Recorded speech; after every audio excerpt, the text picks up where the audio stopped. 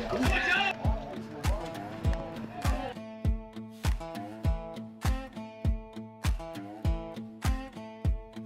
the road down for the interstate, past the white lines where the fields roll and the rivers break, you'll find a four-way stop sign, a church on the corner, and a dairy bar. Right in the middle of nowhere, it's the middle of everything I know.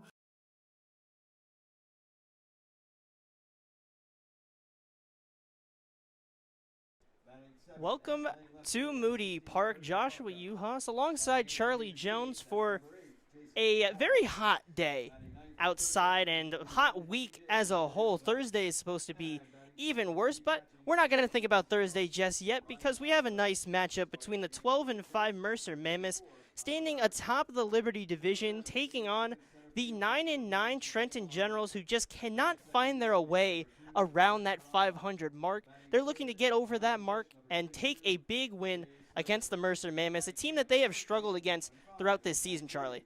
Yeah, so far against the Mercer Mammoths, 3-0 they are against the Gens with a plus 16 run differential, taking things down 9-5, 13-3, and 5-3. The Gens have just had a lot of trouble scoring runs against a Mammoths pitching staff that, while solid, is still around that middle of the league area. So tonight could be the time where they break through. If not, the Mammoths will keep on rolling at their place atop of the Liberty Division. And this really is the Murderer's Row part of the schedule for the Gens. They're in the middle of a stretch. They're third out of the 2 past games and 2 next games against the Kings and Mammoths, the top 2 teams in the Liberty Division. These games are crucial to come away with wins against some of the best teams and start trying to move higher and higher in that playoff push. Still stuck at that 500 mark right now.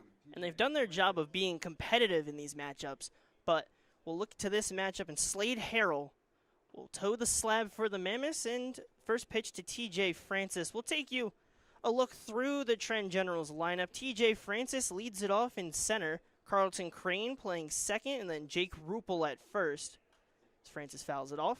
Lucas Melton in right, Sergio Hernandez at short, Chase Garrow, the extra hitter, Chris Krapovka in left, JC LaQuara, the DH, TJ Magliozzo playing third, and Ryan Audebray, still looking for his first hit of the season, will close out the lineup. For the Mammoths, we'll look at their fielding. Slade Harrell's on the mound, throwing to Slater, his first appearance here at Moody Park.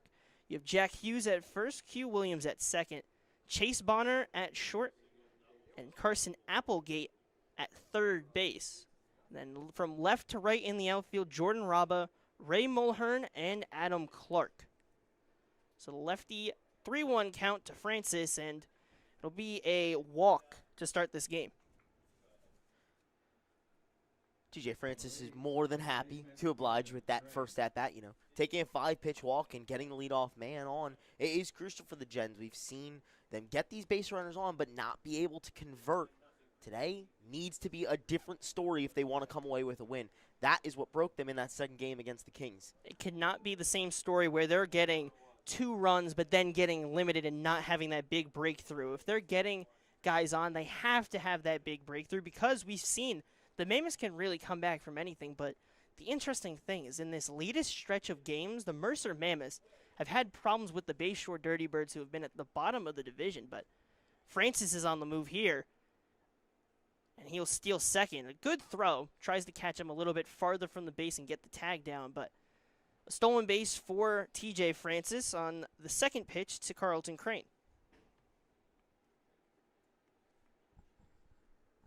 And already with nobody down, they have a runner in scoring position. It's the 1-1. Miss low. Crane still getting his footing, but he's had a bit of a turnaround so far. Granted, a small sample size, so those averages will jump back and forth, but it's gotten back over into a solid 270 range. And he'll try to continue that run, but it'll be another 3-1 count. Back-to-back times to start this game for Slade Harrell. This was a part of his first start against the Mammoths, or as a part of the Mammoths, that really was an issue for him. The walks got into a lot of hitter-favorable counts and had trouble getting out of them. 3 walks in his first appearance.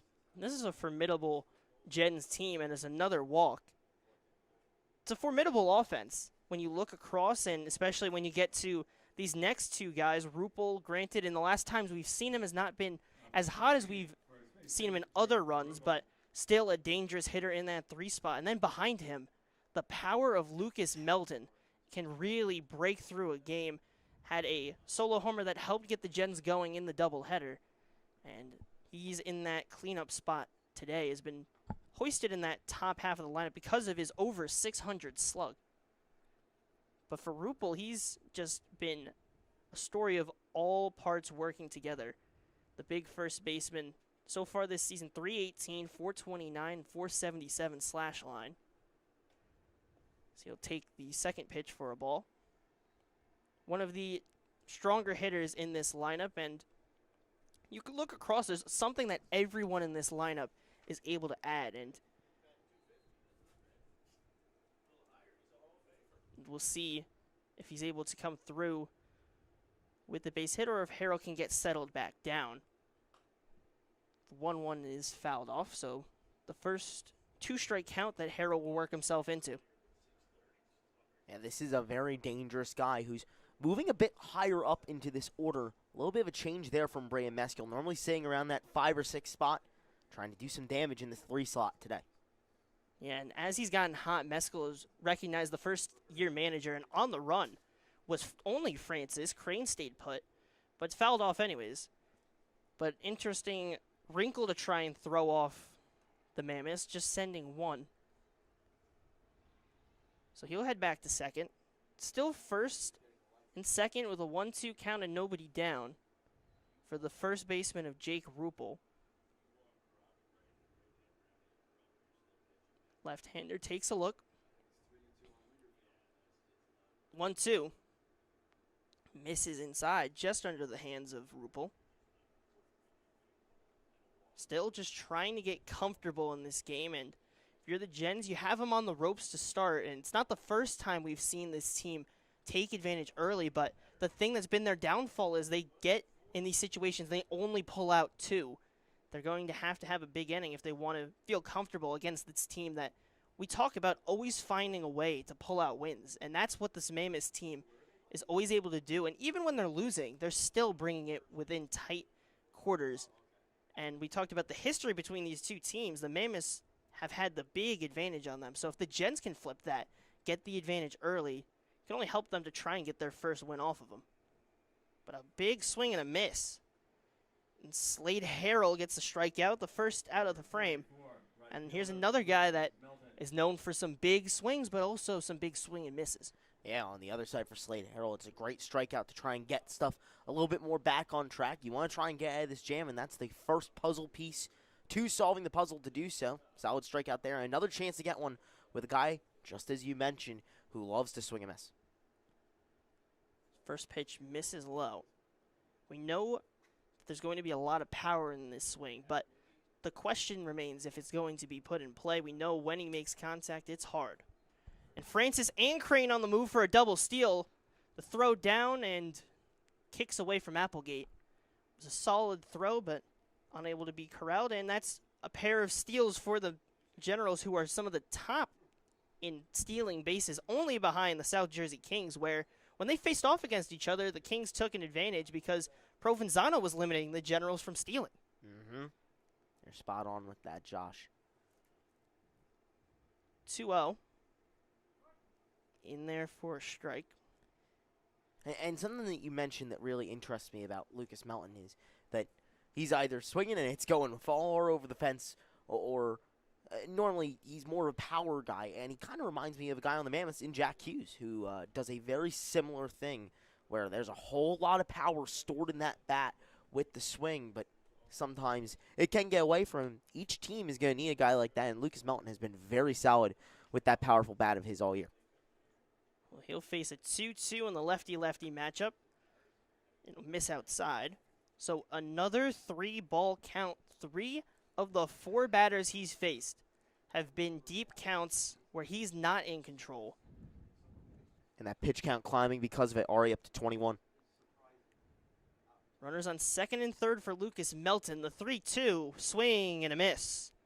Another strikeout, back-to-back for Slade Harrell, and he's completely flipped this inning so far. Sergio Hernandez will step up now with 2 in scoring position. Can he come through, or can Slade Harrell continue this escape out of the first? It'll be a big missed opportunity if you're Braden Meskill looking at this, and a check swing that Hernandez regretted immediately. You could see him not very happy about that choice. But Ari committed before he could pull that one back. It's the 0-1. Misses inside and kicks away. Francis will go, but it hit him. Yeah, tapped him on that outside foot. As he tried to pull it away, it still chased him down for the hit by pitch. Bases loaded, 2 outs. We've talked about situational hitting being a up and down thing for the Gens all year. When it's up, it's one of the key things that leads them to win games. When it's down, it's one of their biggest flaws. We'll see maybe a little bit of what tonight could have in store for them based off of this opportunity right here. Another bases loaded opportunity with 2 outs like we've seen so many times from them this season. Big swing from a big hitter in Chase Garrow. And, I mean, just going back to when we did social media with him, I mean, he is a tall guy. Very friendly, though. One of those nice giants that you run into. And Garrow is just that, a big swing, and fouls it off.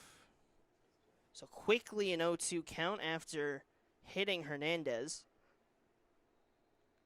Bases remain loaded with walks for TJ Francis and Carlton Crane that got them to their second and third spots respectively, and Hernandez on with a hit by pitch. 0-2 misses high. This is a crucial spot very early on in this game for both sides, Josh. You see Mammoths trying to instill that confidence in Slade Harrell to get out of it. Jen's trying to put some across. Crucial spot for this 9-inning contest. 1-2, swing and a miss again. So 3 strikeouts swinging for Slade Harrell, and what seemed like an inning primed for the Generals to take the first advantage falls away because Slade Harrell gets the swing and miss strikeouts on 3, strikes out Jake Ruppel, strikes out Lucas Melton, and after a hit by pitch, he bounces back and gets a strikeout on Chase Garrow. We'll head to the bottom half of the first. The Mammoths will take their first swing when we return on Jersey Baseball Nation.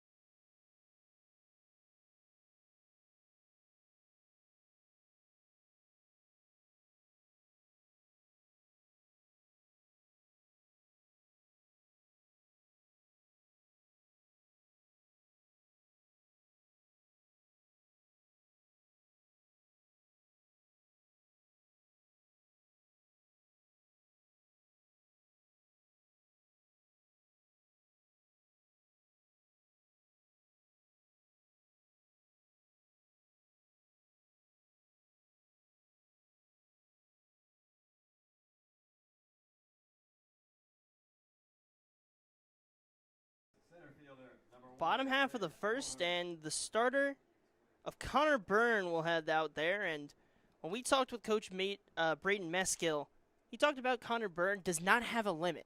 So we're going to see how far he's able to pull out this one. He has all the trust in his starter, and it'll be Ray Mulhern to take his first at-bats, and first pitch misses for a ball. Yeah. Take you through the Mammoths lineup real quick. We have Ray Mulhern leading it off here. Jordan Raba, then Slater behind him behind the plate. Jack Hughes, Chase Bonner, Q Williams, Carson Applegate, chopped and goes foul. Joel Bonner, Gabe Tomei, and Adam Clark, the lineup for the Mammoths. It's a very powerful lineup at that, too. This is a team that is one of the best offensive squads in the entire league. Very, very strong in just about every metric. I mean, you look down the list. First in hits, second in runs. They're first in walks. They're fifth in stolen bases, first in average, first in on-base percentage. Pretty much every stat that you can find. They're just an extremely confident squad. Which shows just how strong they are on both sides. They can be patient, and they can swing away and produce when they have to. And that's the thing that makes them so difficult, because you can't find that big flaw. Now, the only one is that sometimes they start slow. That's really their only issue. But once they get going, they're getting on base by base hit, walk, hit by pitch, whatever way that you can put someone on, they're finding a way to do it. Yeah, they are not a team that normally plays from behind, but as you mentioned, if they start slow, sometimes they end slow too. You look back to that Dirty Birds series where they get out to a big lead in the first game of 3 that they played against them and end up squandering that. And in the last game of that 3-game set, they only are able to plate 1. It's a tale of 2 different teams over the past little stretch for the Mercer Mammoths. I always have that mindset that you can only tempt fate for so long before it ends up biting you back. And when you start slow, a lot of the time, sometimes it ends up catching you. And we're seeing that with their run with the Dirty Birds, where that's giving them problems. It's when you start slow, you're only forcing yourself to have to do that much more to get out of it. But the talent on this team has helped them do it. Chopped towards second by Mulhern, and Carlton Crane will make the play. His first time playing second here at Moody Park. Now batting, number 2, left fielder Jordan. Yeah, and with a different lineup for the Gens tonight, missing some key players. The one that obviously comes to mind is Lucas Albert. The other one, Chris Galasso. These are 2 of their best defensive players and 2 of their bigger offensive threats, both absent tonight. That's going to make a difference in the field, but especially at the plate as well. We'll see how the Gens can go on without him. Yeah, and Galasso's ability to walk and get on base is great, and the defense, other than some tough Moody hops, has really been a very solid fielder. Raba lifts that one to left field. It'll be an easy line out for Krapovka in left, and Byrne has 2 outs. But we look at the guys in this team, and they're able to come through, and it's unfortunate that they don't have Lucas Albert. That same hand injury that we had talked about earlier this season, still lingering, so he's not going to be playing this week, and we don't have any Saturday games because of 4th of July weekend. So he won't be playing today, he won't be playing Thursday, and the hope is that his hand feels better by that time. And that is a big loss for the first-year manager in Brea Meskill. Lucas Albert has been arguably the best hitter in the Liberty Division this year. I mean, he's batting .558. When you take away offensive production like that from your lineup, it's a huge blow to your squad. And now it will be Jay Slater at the plate, facing Byrne on the mound. Jay Slater, a product of Northwestern, as you can tell by the bright purple helmet of the Northwestern team, and had a solid year over there in his sophomore season as a catcher. And it's pretty cool to see one of those Big Ten guys make his trip over to the ECCBL. But his first at bat, not what he wanted. A swing and a miss strikeout, and Connor Byrne works a clean 1-2-3 bottom of the first, and we'll head to the top of the second. The Mammoths will head out to the mound. The Gens back to the plate, and they'll try to get that offense back going when we return on Jersey Baseball Nation.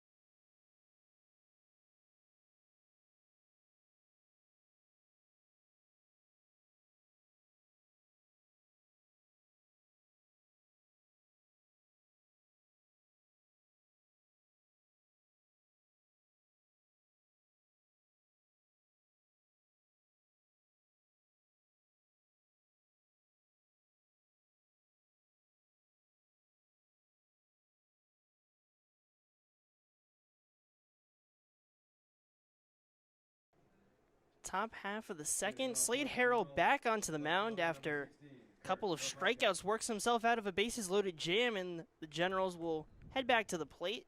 They got the bases loaded, but the thing is, they did not produce a base hit in that first inning. They were taking advantage of some mistakes from Slade Harrell, but then they let him get comfortable. And he just kept pounding the zone, getting those swings and misses, and then suddenly an inning that seemed primed for a big scoring push ends up dissolving into nothing. Yeah, it's not enough to get the runners on. You have to find a way to drive them home, too. Skied high in the infield, and Jack Hughes will get under it and make the play. Hey, these are situations where we've seen the Generals, who look mighty at times, look just a little bit small, where they get to favorable positions with a runner in scoring position, multiple runners in scoring position, with 1 or 2 outs, and they can't do anything with it. That's been their biggest flaw, aside from their pitching so far this year. If they can iron that out, hopefully they can start picking up some games and moving up the standings. But as it stands right now, you're not going to be able to beat a team like the Mercer Mammoths, top of the Liberty Division, top of the ECCBL, who are so strong in every facet if you can't capitalize on the opportunities they give you. It feels like they're just that one little tick away from competing with these top teams. They're right on the edge. They put some threats on them. The Kings, they played close in that doubleheader. And then against the Mammoths, that run differential hasn't been great, but it's a team when we've seen guys start to get infused in the lineup, as J.C. LaQuara will line a single to right as the first base hit for the Generals. But as we've seen them infuse some of these guys into the lineup, and they're still going to get a couple more as the season goes on, they've become a more complete offense where we're seeing a lot of these new guys come in and add their production, like a guy like Lucas Melton adding his power, and Carlton Crane has jumped in and been a valuable piece for them, at least with his ability of speed and to work some at-bats. It's TJ Maglioso, one of the veterans on this team, steps in and takes a strike, but it feels like maybe 1 or 2 pieces still away. The pitching has started to turn it around for the Generals in some key spots where they're getting some good starts, but then there's also some of the other sides where you have some outings where it kind of gets away from you. And that's what we saw with the Kings a little bit. Even though they survived it, they nearly had some trouble when Alex Reiling was on the mound and started because of all the guys he was hitting, but he was able to not allow any base hits, and that didn't end up mattering. But that's the thing they have to be careful of. Because as I was saying before, if you're playing with danger, I've always felt like it comes back to get you if you constantly are doing it. And sometimes the Generals just get kind of caught behind. Yeah, I mean, they've either excelled pitching, they've excelled hitting, but they haven't, for many games so far this season, been able to put the two together. You look at some of their times where they are able to plate 7 against the Kings before they play them in a doubleheader, and then they give up 10 to boot. When you're only having one side of the story, you don't have the full book. That's been the problem for the Gens, and if they can put both things together, they could be a very dangerous team in the Liberty Division, but to this point have had trouble doing so. Yeah, and where it seems like we're starting to get something going with LaQuara hitting it well, called strike 3, and Maglioso goes down, and now it's Ryan Audebray, still looking for that first base hit of the season. Can he find it? The product of Hopewell Valley is hoping that he's able to do it and follow up his fellow catcher in J.C. LaQuara, who's out there at first, who is in the DH role today, and Audebray mans behind the plate. It's a called strike from Harrell, who, since that first inning, he is up to 41 pitches, but he's pounded the zone with more strikes and getting some strikeouts, getting some swings and misses, and he's looked a lot more confident in the second inning compared to the first. This is inside. In the first, some pitches got away from him, and it led to hitters getting into favorable counts and allowing themselves to swing in favorable spots or just hold off and take bases. Now, total change of pace, looking very different, far more composed and far more confident on the mound. 2-1, swing and a miss from Audebray. So Harrell, after a pop out, a single, and then a strikeout in a 2-2 count with 2 down. And a runner on first that he gives a fair look to. The 2-2 misses high. So full count now to Audebray. Figure LaQuara will be on the move. Can Audebray find that gap in the field? Can he put it in play off of Harrell, who's getting some good swing and misses? We'll have to see. With the 3-2, misses high.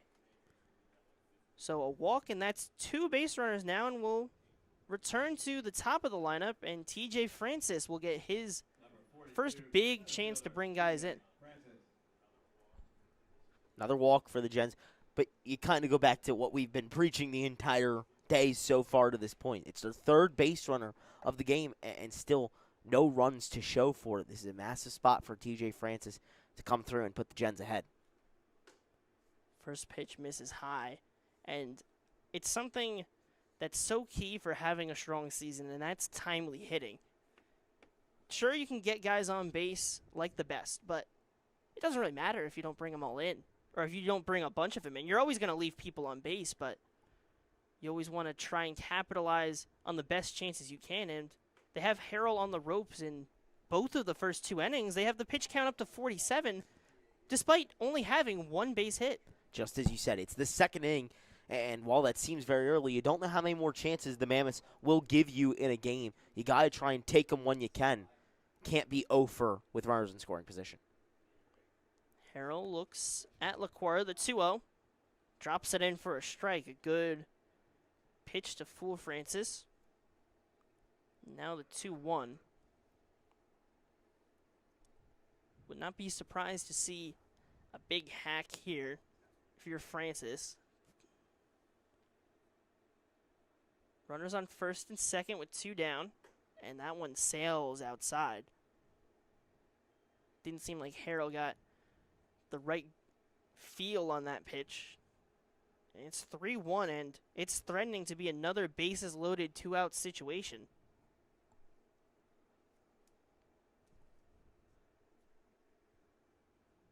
So Harrell gets set.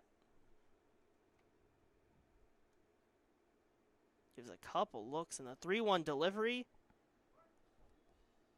in the inside half. Francis made a spin, looking to toss the bat, but he's going to have to wait. Called strike, moves it to full.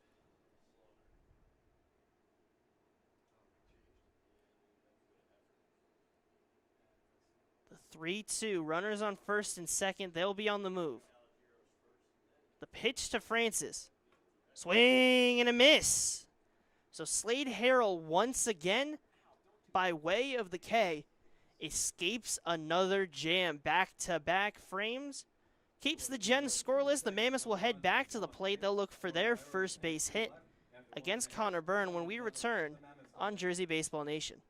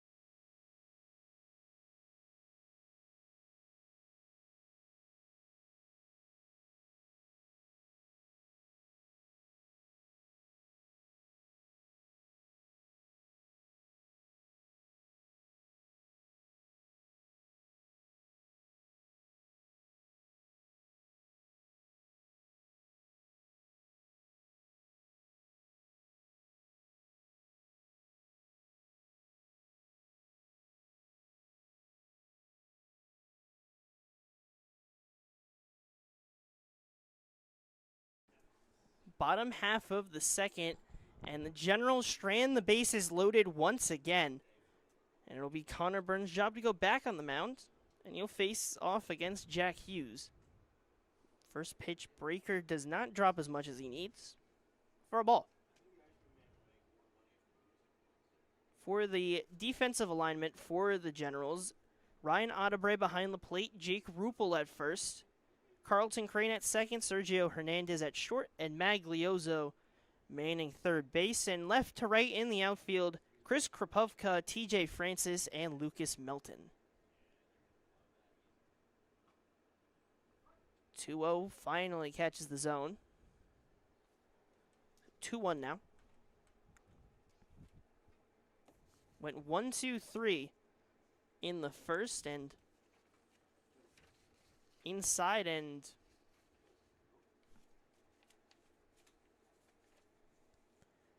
did not hit him. Looked like he almost did. That's a guy who draws a lot of hit by pitches. Already was 7 this year. 3-1 is chopped on the ground to the left side, outside of the reach of Hernandez. And that is a leadoff base hit for Jack Hughes. And they start with a base runner here. Well, as he was coming up, to end the away half of the second, you said Mammoths are still looking for their first base hit. And I was going to say, there's no better person to get it than Jack Hughes. This is a very strong hitter, and he showed why there. Gets himself into a strong count at 3-1, and does exactly what he needs to do. Just puts one out towards left field on a dribble. And then right behind him, Chase Bonner. He chops that one to short. A toss over by Hernandez. And it is dropped. So, on what should have been a fielder's choice, ends up with 2 on. Yeah, error goes to the shortstop, Sergio Hernandez there. Just trying to do a little bit too much to try and get that double play. Got to be a little bit more aware of the situation. I know it's important to try and get both of them there, but you'd rather get the one than none. So now with runners on first and second, it's Q Williams. And that one soared foul on a check swing. 2 no-out base runners for the Mammoths.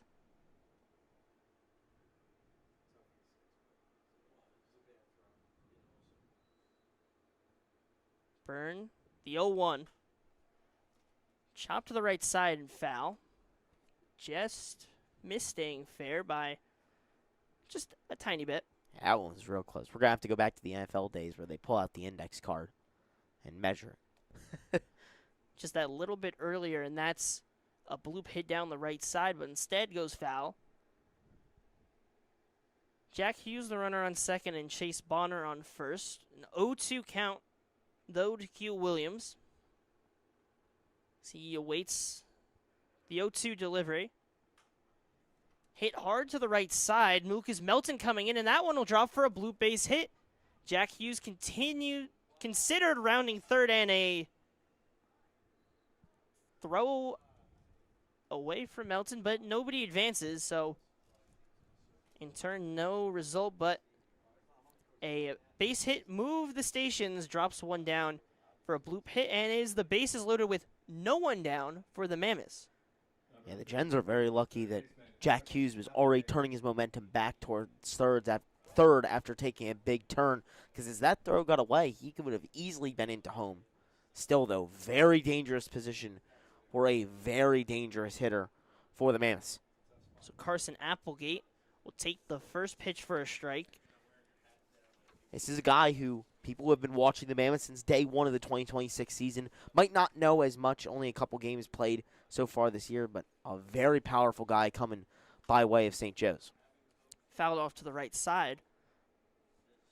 And Applegate, one of his biggest positions to be in. Behind him, Joel Bonner and Gabe Tomei. So 2 experienced guys behind him, but we know how much an inning can swing. When we saw Slade Harrell out there, that it seemed like the Gents had everything going, and then Harrell was striking out guys left and right. Foul ball by Applegate. He keeps this at-bat alive. And it's one of those nuances of an inning like this, where you have multiple base runners, is sometimes all it takes is one out to really change it. It may not seem like much. It may just seem like, all right, you get the first out of the inning. Isn't really too crazy. He fouls another one off. But it's what happens after. It's what momentum it creates, because once you get that one out, it's, all right, this is getting a little bit more sketchy. We still have to come through. We have to get that hit. And then it gets to 2 outs. It's like, are we really about to lose this chance? It's how quickly an inning can shift. And big surprise, another foul ball from Carson Applegate. And as we mentioned, with how crucial of a spot it was for the Gens with the runners in scoring position, this is just as crucial of a spot for the Mammoths. You know, no tone has been set by either side yet. Great chance to break through and get on the scoreboard first. The 0-2 misses outside. For Byrne, you're looking for damage control. At this point, you know that your manager trusts you to go as far as you can go. So as much as you can limit the attack for the Mammoths, it'll only help them out. But for the Mammoths, it's a major chance to get on the starter, who is only at 27 pitches so far, but 16 in this inning alone.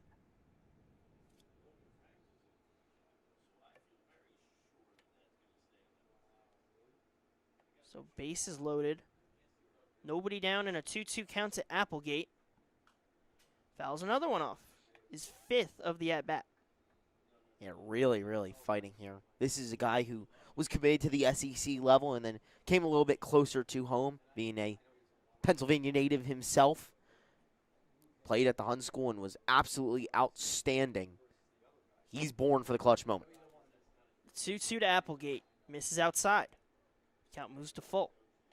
What an at-bat it has been for Carson Applegate, manning third base on the day. After a strike looking, 4 straight foul balls, 2 straight balls thrown, and then a foul on ball 3, and we have a full count.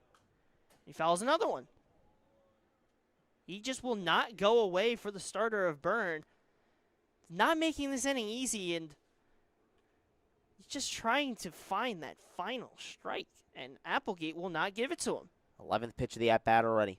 3-2. Skied high. Audebray at the wall, and it'll go foul again.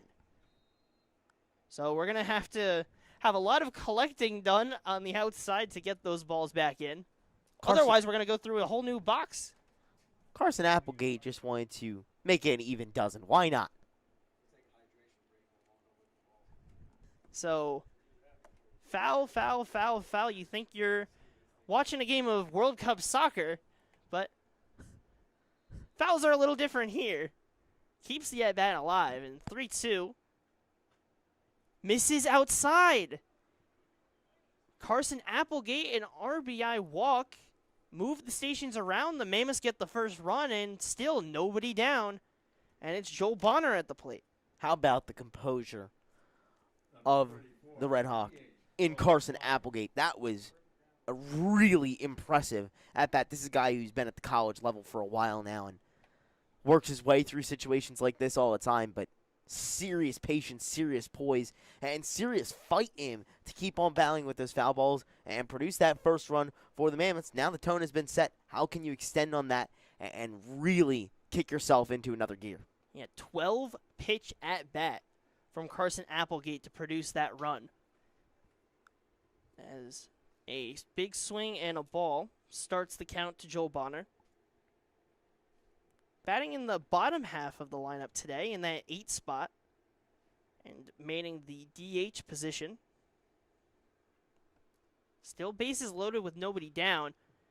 Swings and hits that one to center. TJ Francis will get under it. Chase Bonner will tag. Francis throws it to third.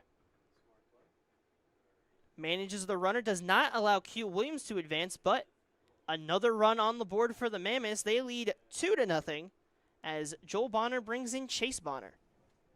Very effective out there for the Mammoths to get that second run. Heads-up play by TJ Francis to know, hey, I'm not trying to do too much. I know I'm not going to get the runner at home.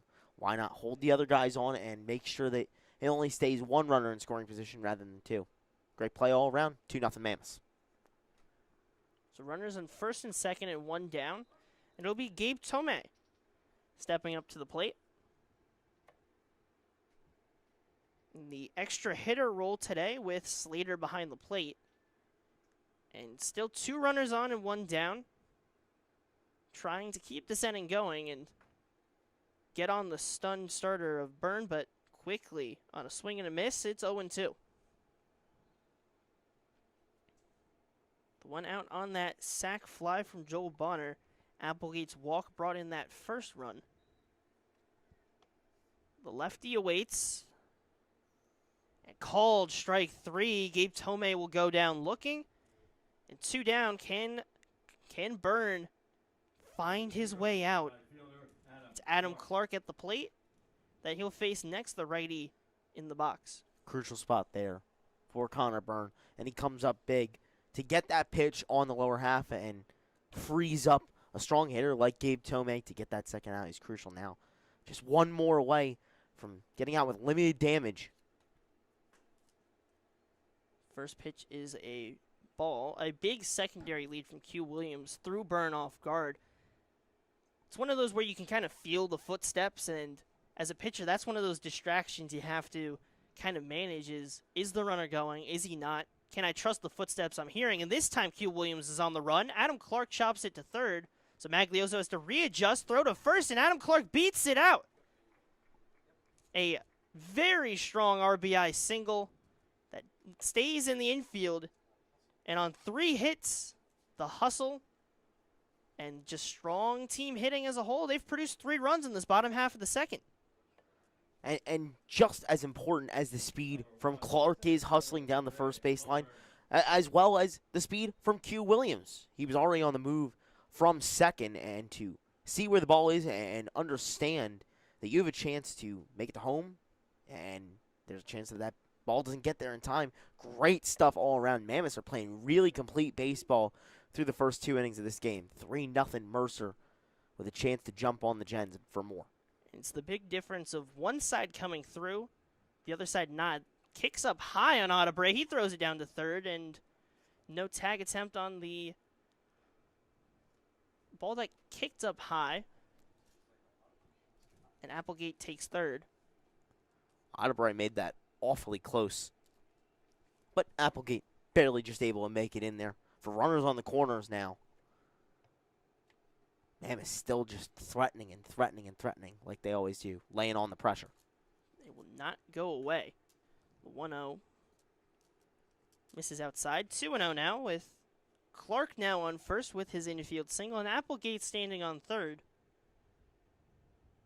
2 down as a sac fly and a strikeout produced the 2 outs of the frame, and Byrne trying to escape, leave it at 3.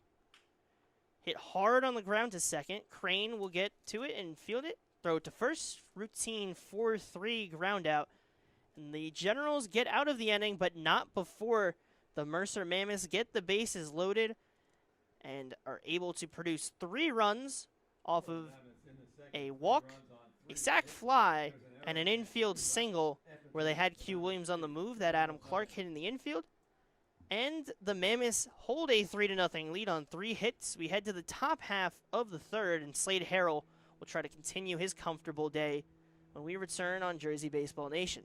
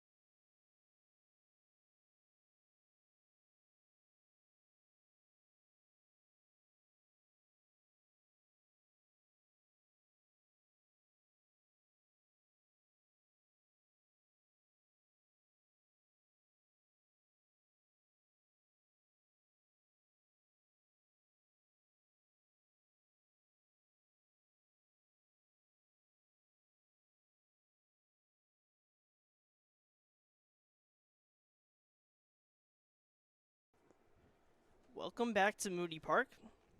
The Mammoths put up 3 in the bottom half of the second.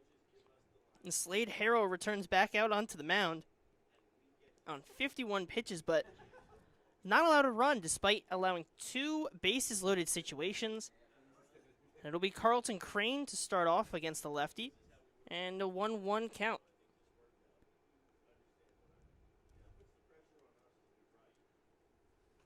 Misses high and inside. A little bit of leaning back that Crane had to do. His helmet already matches the Generals' colors. It's a product of Pennsbury High School.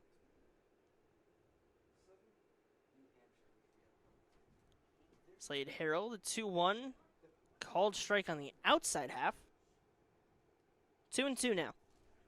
Harrell once again in a 2-strike count. After that first inning with a lot of traffic, really bouncing back well here. Another favorable position. Fouled off to the left side.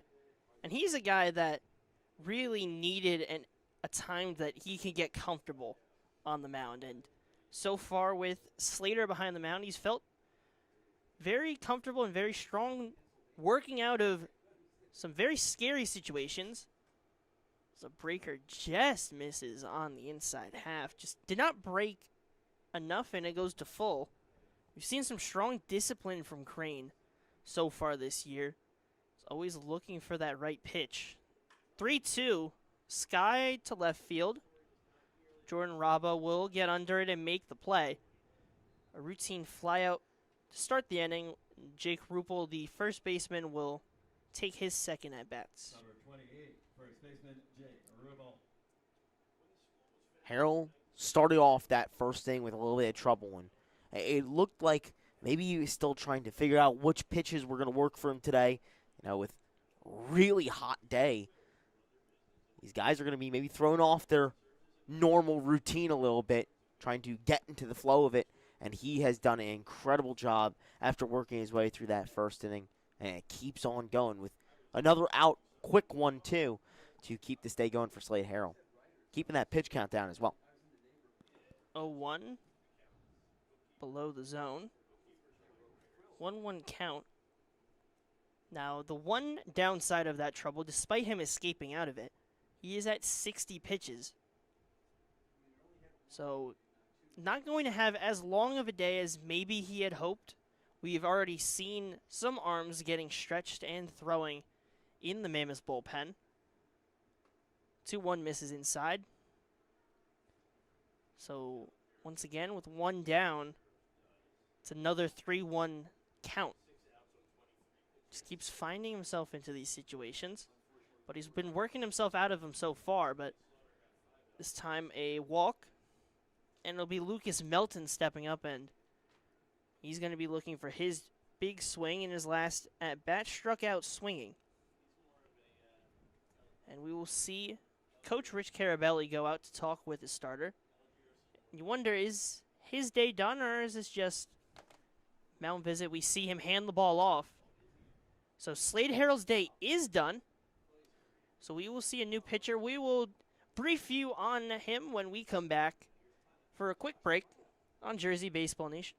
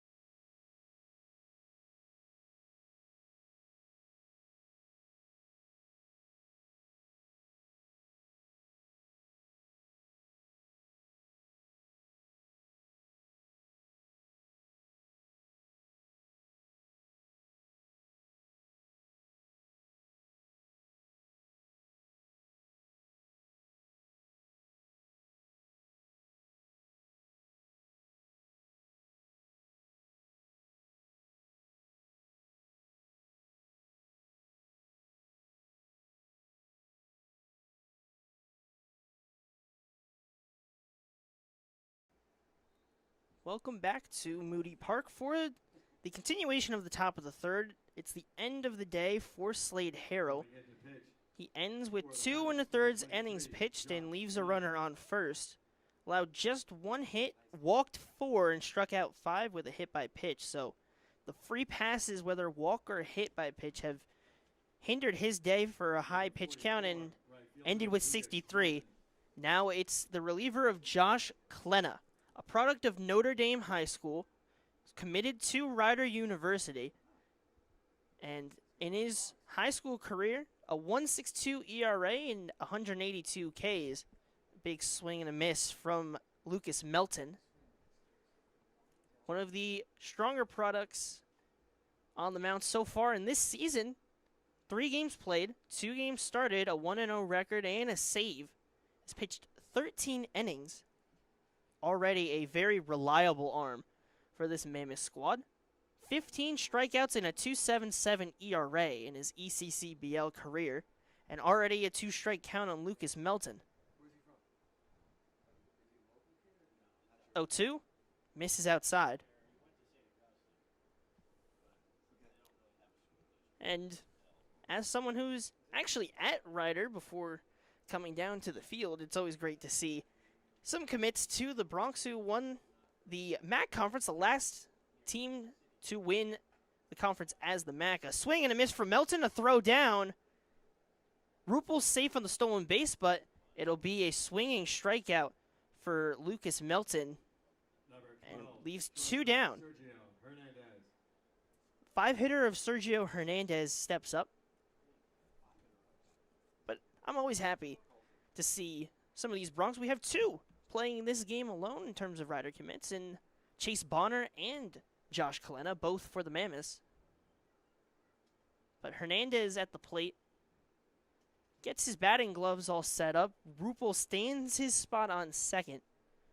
And when you look back at Klenna, his high school career, each year just incredibly strong. 11 2/3 his first year for a 1-2, but then 40 1/3 to a 104, 48 innings to a 175, and then his senior year, 51 innings pitched to a 2.06 ERA and 68 strikeouts on that year. His season did come to an end when lost to Pingree in his last start. The 0-1 in there for a strike. And quickly 0-2 for the reliever of Josh Klenna. It's working efficiently so far. And cracking even a smile, so he's feeling confident out there on the mound. Ruppel on second. 0-2.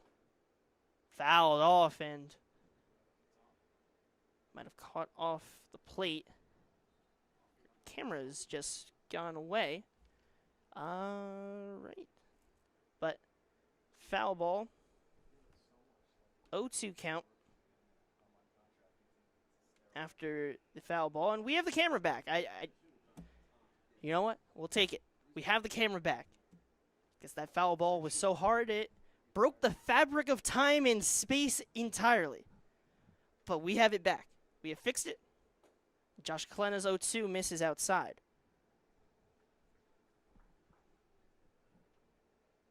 Working strong so far, just 7 pitches. Produced the first out on a strikeout to Melton, and in a 1-2 count to Sergio Hernandez. Delivers the 1-2, and that's skied into right center. It will drop. Jake Ruppel will head around to home. Ray Mulhern's throw will be cut off by Jack Hughes. And an RBI single for Sergio Hernandez produces the first run of the game. That run will be tagged on to Slade Harrell. But a 3-1 ball game now as the Generals come through with an RBI. And it'll be Chase Garrow to step up now. Just their second hit of the game, but able to produce just enough to make this a 2-run ball game.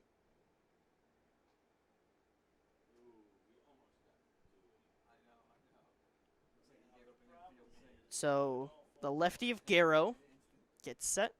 The 0-1. And hit into the left center gap. Mulhern running in. It'll drop in front of him. Hernandez a hard round. Mulhern will try to backpick him, but Good job from Hernandez to get back, but back-to-back base hits for the Generals with 2 down. And it'll be Chris Kropovka to take his second at-bat, this time against the reliever of Josh Klena. So after just 1 hit allowed from Harrell, 2 from Josh Klena. And Kropovka, in his first at-bat, popped out to the first baseman of Jack Hughes. 1-0 in for a called strike. Catches the top end of the zone. The left fielder on the day, trying to keep this rally going. The 1-1 from Klena, skied high in the infield. Applegate coming in from third, calls it. Will catch it on the mound, drop it back down, and a good play from the third baseman will close the frame, but not before an RBI single brings Jake Ruppel around to score off the bat of Sergio Hernandez. The Mercer Mammoths lead 3-1. We'll head to the bottom half of the third. Can the Mammoths get the offense back going again after scoring 3 in the latter half? We'll find out when we come back on Jersey Baseball Nation.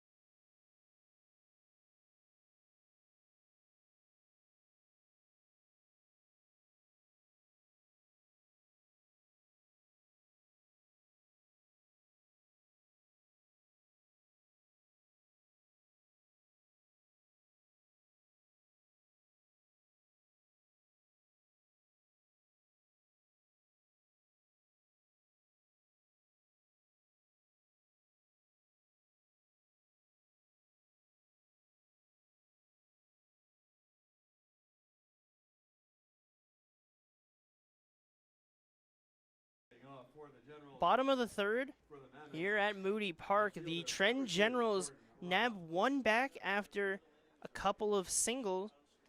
One from Sergio Hernandez that brought home Jake Ruppel. That run was tagged to Slade Harrell.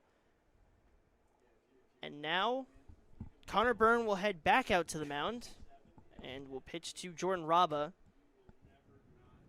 in a 2-0 count. Gens get back 1 there, but still a whole lot of work to do. And it starts with Connor Byrne. You got to wash out the taste of that 3-run second inning and just try and keep on rolling for as long as this start will allow. Fouled hard back into the backstop for the first strike. And you have to think, if you're the Generals, how different this could be. I mean, it's always the what-if game. What if this happened? But really, with the Generals, it seems like a lot of times this season, it's those missed opportunities where this Generals team could be a completely different spot than sitting at 500. They're lucky to be in that spot, and also they've worked themselves well into that position with a lot of hard work and a lot of the guys stepping up. But it seems like time after time with Mescal's squad, it's just they're that little bit off. They just need to get over that hump, over the hill, and it feels like they can be a confident team. And I think if we get playoff time, they're more dangerous than people might give them credit for. Fouled off, a check swing, kind of a protection swing, and 2-2 to number 2 of Jordan Raba. Yeah, this is without a doubt a team that is better than the record shows at the moment, with a whole lot of talent and potential that continues to develop game by game by game. And I think one of the things that helps them is that they're one of the more fun squads to kind of be around, just observing their dugout and even talking to some of the players. And Coach Mescal, I mean, he's only a couple years off of playing himself in high-level games and even in the ECCBL. 2-2 from Byrne, and the 3-2 rather, just missed. And he'll take the walk. It's a spot that we've seen hit or miss at times here at Moody Park. And now it'll be Jay Slater. Slater.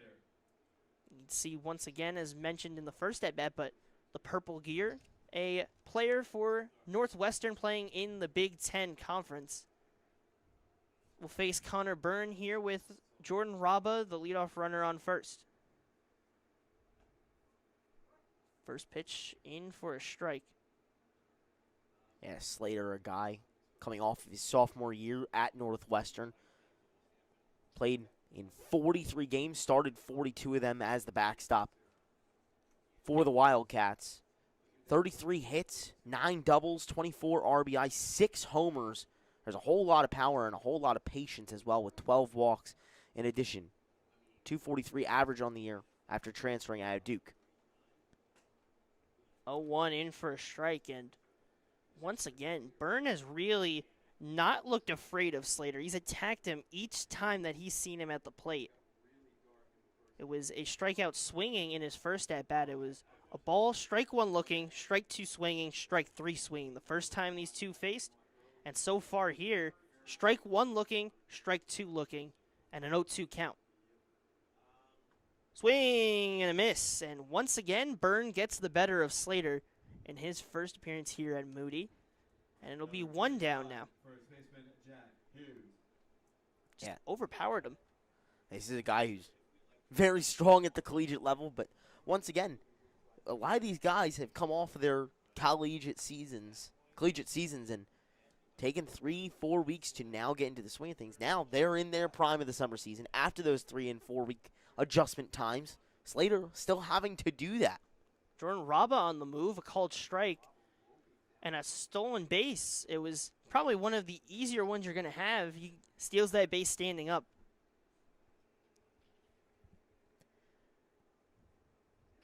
Now positions a runner in scoring position. Jack Hughes at the plate. Singled to left in his first at-bat. Was just out of reach for Sergio Hernandez. That got him on base. He faces a 1-1 count on the general starter. And if you're Meskel, you're hoping that you can get some good innings out of him. He's at 54 pitches, so still on track for a solid 5 to 6 at least if he's able to limit the runs for the Mammoths, but it's 2-1 and 1 down, and there's a runner on second, so you figure his day's probably leaning towards that shorter end, but you really do never know. A game could flip in just the spur of a moment. Raba on the move again, got a good jump, swing and a miss from Hughes, and Raba slides into third, so easy stolen base kind of again. It's where Raba gets set. He gets off the base, and then he gets that extra hop, and because of the size he has, he's able to get a good extra couple feet, and that's all he needs, and he gets a good jump, and that's a pair of stolen bases for Jordan Raba. Yeah, this is a multi-sport athlete who has boasted speed in every sport he's played. Was the star point guard for Nottingham High School. I remember days calling his games at Notre Dame High School, and he would fly up and down the court doing the same thing on the base paths now. The 3-2 to Hughes is skied into that right center gap. TJ Francis on the move, and it will drop. Hughes running into second. The throw from Francis on the outside of Sergio Hernandez had to kind of spin around his back to try and get the tag. An RBI double for Jack Hughes, and the Mercer Mammoths extend their lead to 3. Another really well-hit ball. All 4 of the Mammoths' hits today have been in the perfect places. That's another one that just splits Francis in center and Melton in right. Solid double there for Jack Hughes, and the Mammoths strike once again, really finding that momentum and pushing the envelope now. They're not letting Connor Byrne get comfortable, and you even go back to what may be one of the biggest at-bats is the Carson Applegate one, where you go 12 pitches, and instead of being at a comfortable 40 to 50 pitches, Byrne has reached the 60 pitch mark in this bottom half of the third. So where Meskel was hoping he may have been able to get more innings out of him, might not be able to get as much and have to go to the bullpen a little earlier than he may hope.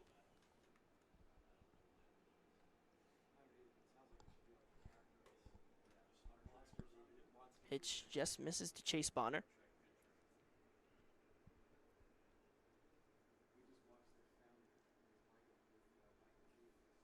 So the righty gets set. Mammoths scored 3 in that second, have added another one in the third to counteract what the Generals did in the top half. There's a ball, 3-1 count now to the lefty of Chase Bonner, who in his short time in this league so far has really gotten accustomed to those wood bats. He's put some good swings on some pitches, and that one will catch the inside part of the plate. Nearly hit Bonner, but will get in the zone under his hands. So full count. Jack Hughes, after his RBI double, stands at second. The 3-2. Hit into that left side. Krapovka running back. He's not able to make the play. Hughes will round third and head home. Chase Bonner will step in easily with an RBI double. Back-to-back RBI doubles for the Mammoths, and they take a 5-1 lead against the Trenton Generals. If you're listening at home, you're going to have heard me say this about, 3 or 4 minutes ago, but every hit for the Mammoths has been in the perfect spot. I can say it again. It just happened right there. It tailed away from the left fielder. Perfect shot out towards left, and Kurt Krapovka unable to read it when it hops up in the air with some shadows out there right now and the sun beating down. Maybe couldn't exactly get the perfect read on it and started one step in and then had to go back. Bonner puts it to the perfect spot, and you switch out the base runners and tack on another run. Everything is turning up Mercer, red and white, right here tonight at Moody. Yeah, and it's funny because when we were talking with Coach Rich Carabelli, when he was up here, we were talking about that stat where the Mammoths versus the Generals and that run differential being at, what was it? I believe it was 16. Yeah. Right between these two sides. And he was hoping that we didn't jinx it, but so far, it's a little bit of that same story. They're up 5-1, winning in the hit column 5-3, and they still have a runner on second, back-to-back RBI doubles, and just one down, and you really have the starter rattled, and a mound visit was forced out. So far, he's at 65 pitches, 22 pitches in this inning. So now Bonner, the runner on second, with one down. Q Williams will foul that one off. And think about everything that has happened in this half inning so far. With one gone and Raba on first, we had mentioned that there was a chance that Connor Byrne could go 5 or 6 innings. Well, since then, the Mammoths have switched things up and completely jumped on him. Keep getting batters to the plate. Keep circling the runners around the base paths. If you can keep that pitch count going higher, you're going to have to force him out of this game quicker. Little pick-off move, but nobody home. And this is the Mercer Mammoths' MO when it comes to baseball. They use their speed. They use their ability to hit at any moment. And they use their potent, dangerous lineup to really force pitchers to try and make pitches over the plate. And that is when Mercer excels and sends these balls hard hit to the outfield to the perfect spots. They force the opponent to challenge them, and no matter who it is, whether they're dealing with injuries and have guys come in, whether it's a high school kid coming in and taking up the role, everyone plays their role in this Mercer Mammoths team. And we just see it throughout the lineup, whether it's the guys that we've seen constantly, whether it's a guy that's coming in that hasn't played as much. Applegate put up one of the best at-bats. He did not start the season playing, came in, and then put up a 12-pitch at-bat that produced the first score of the game. And you have a guy like Chase Bonner, a high school guy that's come in, and it seems like Q Williams will have to get a new bat. But across this lineup, you have Mulhern, who's been consistent in that leadoff spot. You have Raba, who's been consistently in that second spot. And that also helps you where you're comfortable having guys in the same spots. They get comfortable working together in different roles. You've had basically Mulhern, Raba, Hughes work in that top 4 of the lineup consistently this season. And then Q Williams, whether he's at the top, whether he's at the bottom, he understands his role in this team and how crucial he can be. And then you have the rest of the pieces all working together for a full cohesive unit that every game seems to work well together. And it doesn't matter if they start slow. It's something that Jordan Robert talked to us, as we mentioned a couple times throughout this season, is that this team can sometimes start slow, but we see when they are able to break through, they can do it in a high quantity. And this time, kind of breaking that rule that Robert said. He usually says like 30, 40 minutes is when they start getting going, but they've done it in that first 30 to 40 minutes. So we'll see if it ends up flipping or if they just stay hot. Yeah, I mean, just over an hour deep, and everything is already Mammoths. Those first 3 innings are crucial for Mercer in every game, and that has been what has started them out top of the Liberty Division through the first half. Pitch gets away. It'll be a walk for Q Williams, but the wild pitch will allow for Chase Bonner to get to third base, and it's first and third with 1 down. And Carson Applegate, the guy that gave Byrne trouble in a deep at-bat the first time they faced off, will get another crack at it with 2 runners on. And this is another aspect of this league where you play these guys a lot. You start to understand what teams are going to want to do in a baseball game. While the Mammoths have been strong all season, and we've talked about what makes them so strong, it's also just the fact that Mercer has the Generals' number so far. 3-0 on the year against the Orange and Black, and a couple of those wins have been big. 9-5, 13-3 in a Mercy Rule victory. The Mammoths just know how to play. They just know how to match up against this Generals squad. And Q Williams stole the bag on the first pitch to Applegate, so it's second and third. And a 2-0 count to Applegate as Burns starting to lose that control as he gets up close to the 80 pitch mark. And we're just seeing an arm go out to warm up. I believe it was Jeff Clark going out there. First pitch in there for a strike, so 2-1 now. The first one he's gotten into the zone. So 2-1. And a balk called on Connor Byrne. So Bonner will score. Q Williams will head to third. And another run for the Mammoths. Not your traditional way, but in back-to-back innings, the Mammoths have scored 3. They scored 3 in that second, and they scored 3 in this third, and they lead 6-1. So the first pitch, or the 2-1 now, to Applegate rather, misses for a ball. An aspect that makes the Mammoths so unique is that a lot of times we see these teams put up one really big inning for 4 or 5 runs. The Mammoths, in many games this season, have had the ability to consistently do that inning to inning to inning and put up multiple inning scoring streaks. That is crucial, and that's what's going to make a team like the Mammoths possibly stay in front and keep their hopes of a repeat championship in view. Another strong at-bat from Carson Applegate, and he works a walk and puts runners back on the corners, first and third, and Joel Bonner up with 1 out. And a sac fly in his last appearance for an RBI that brought home Chase Bonner. This time he's not going to be able to, as Chase Bonner scored on the balk call. And Applegate's on the move on the first pitch. Throw down from Audebray. And Hernandez was unable to grab it cleanly. So stolen base for Applegate. Second and third for the Mammoths. Double play is out of consideration.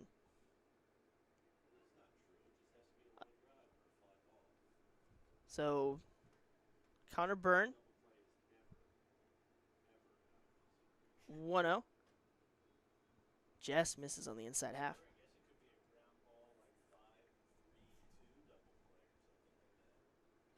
Byrne taking a breath. He's up now over that 80 pitch mark.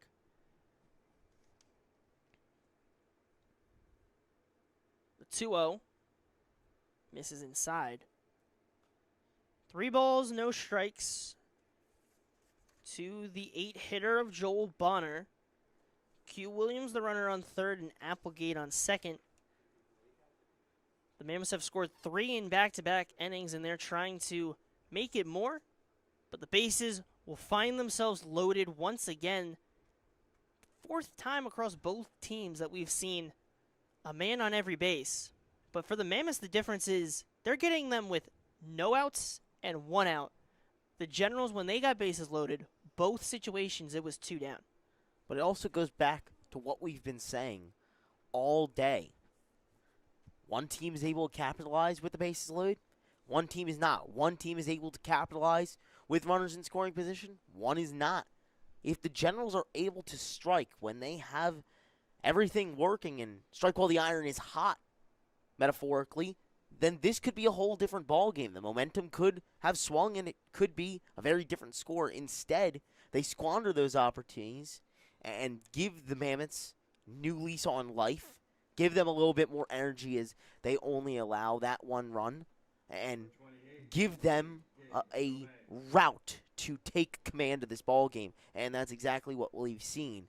That's what the Mammoths do to these teams. And that is the difference between a team sitting at 500 and a team sitting at the top of the league. And it's just been a struggle for the Generals when they get hot. They get up to that 500 mark. But then it just kind of falters away. But they've set themselves up in that 4th spot of the Liberty Division, just trying to hold on. And the teams behind them, both not having their strongest seasons, but still can never know. The Bayshore Dirty Birds have been one of the hotter teams that we've seen. I mean, they've taken down the Mercer Mammoths and won a couple games set against them. But a strikeout for Tomei, and Braden Meskill will go to a new arm. So the bases remain loaded, but 2 down, and Connor Burns' day is done after 85 pitches. It'll go to the reliever of Jeff Blake. We'll take a quick break and be back with you in the bottom of the 3rd. When we return, it'll be Jeff Blake on the mound on Jersey Baseball Nation.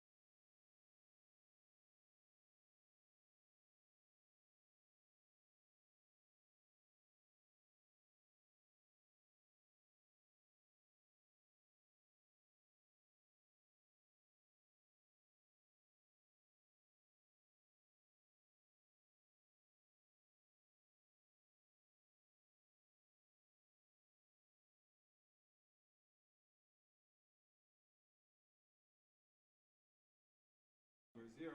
Right Still fielder, in the Adam bottom Clark. half of the third.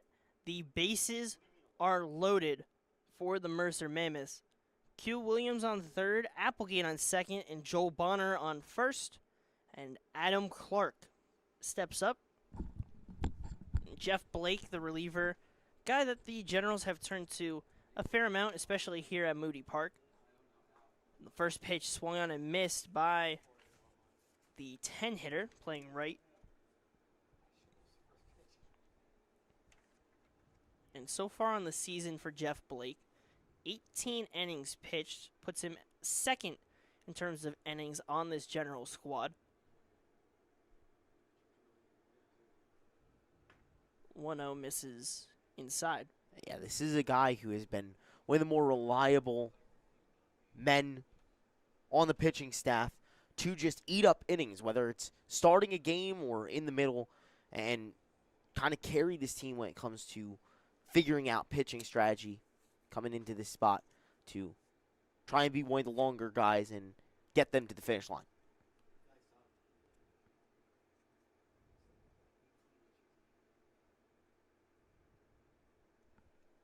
So a 1-2 count faces Adam Clark.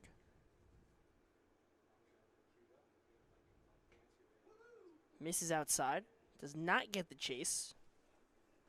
He had gotten it a pitch or two prior. This time Clark holds up.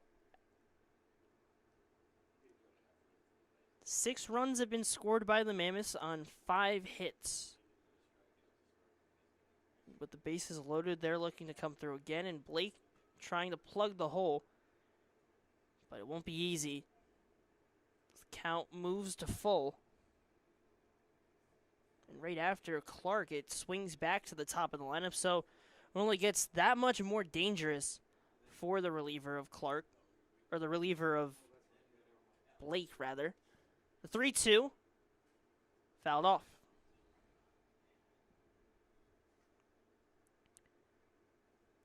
Stays alive. Bases remain loaded. The runners will be on the move with 2 down. Clark with the vibrant green bat and yellow cleats, so a lot of color, and even you can see under the batting gloves a little bit of pink as well. So covering all bases. But a swing and a miss chases the high fastball, and Jeff Blake escapes the jam. But the Mammoths in the bottom half of the third produce 3 runs, led by back-to-back RBI doubles from Jack Hughes and Chase Bonner. They lead 6-1, and Josh Klena will return back to the mound when we return on Jersey Baseball Nation.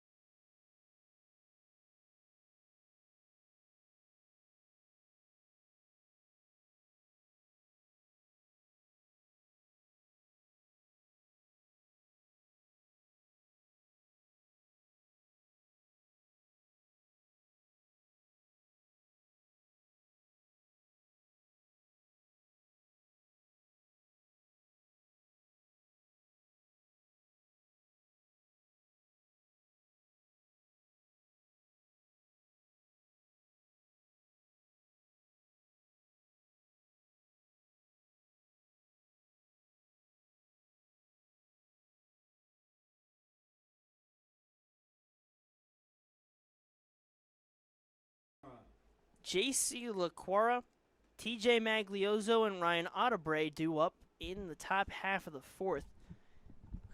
General's just looking for an answer at the plate. They only have produced 3 hits, scored 1 run, which was last inning.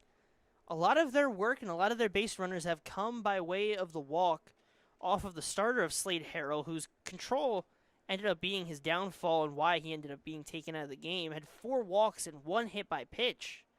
But other than that, I mean, it was 1 hit allowed by him, 2 hits allowed by Klenna, and since then, really, have not had an answer. But 2-0 is popped weakly to the left side. Applegate, once again, confidently charging over, and seems like every pop fly, Carson Applegate is putting himself into the consideration to grab him. Just adamantly making his moves. I've seen enough. Give him the gold glove. He's everywhere. Next thing you know, it'll be a ball down the left field line, and we'll see Applegate running all the way down. We're going to see him catch one at the fence. Why not? He's got cleats of lightning. So now it will be the righty of TJ Maglioso, not wearing his Central Connecticut State helmet this time. Very much used to seeing that blue helmet, but we have the black helmet now for Maglioso. Yeah, wonder if that is a possible sign of some news to come in the future as TJ Maglioso in the transfer portal. And we certainly hope so. We hope the best for all these guys that are in the portal, because it's such a dangerous position to be in, because you really have a lot of question marks and everything. And you're looking for that next opportunity, and you're searching and searching, and you're getting coach call from this, coach from that. Called strike 3. He'll strike out looking again. And it'll be Ryan Otterbury to step up, and Klenna looking strong so far. But with the transfer portal, it's one of the biggest guessing games that there is. And we hope that there's a couple of guys throughout this league that are in the portal, whether it be the JUCO portal, whether it be guys that were in D1 and transferring away. You always hope that these guys find their new home and find a position for them to go to. The numbers on how many people go in the portal with any sport. I mean, you look at football is one of the biggest stories. NIL, like how much are you getting for this quarterback or this receiver? And we see guys moving around all the time. But baseball has that same feel, and it's almost more chaotic in a way, because you have guys that will have incredibly strong seasons at a mid-major, and then they're moving up to a Power 4. I mean, you look at my school, guys were, I mean, you just won the conference, you just made the tournament, and then you have guys going left and right. You have one guy going to Kentucky, one guy going to Creighton, a guy going to Rutgers or Maryland, like guys going everywhere. But strike 3 to Otterbury. And Klenna looking strong once again. A quick inning of work. We head to the bottom of the 4th. The Generals will head back to the mound and try and limit this Mammoths offense. Are they able to do it? It's been 3 runs the last 2 innings. Can they prevent that here? Find out next on Jersey Baseball Nation.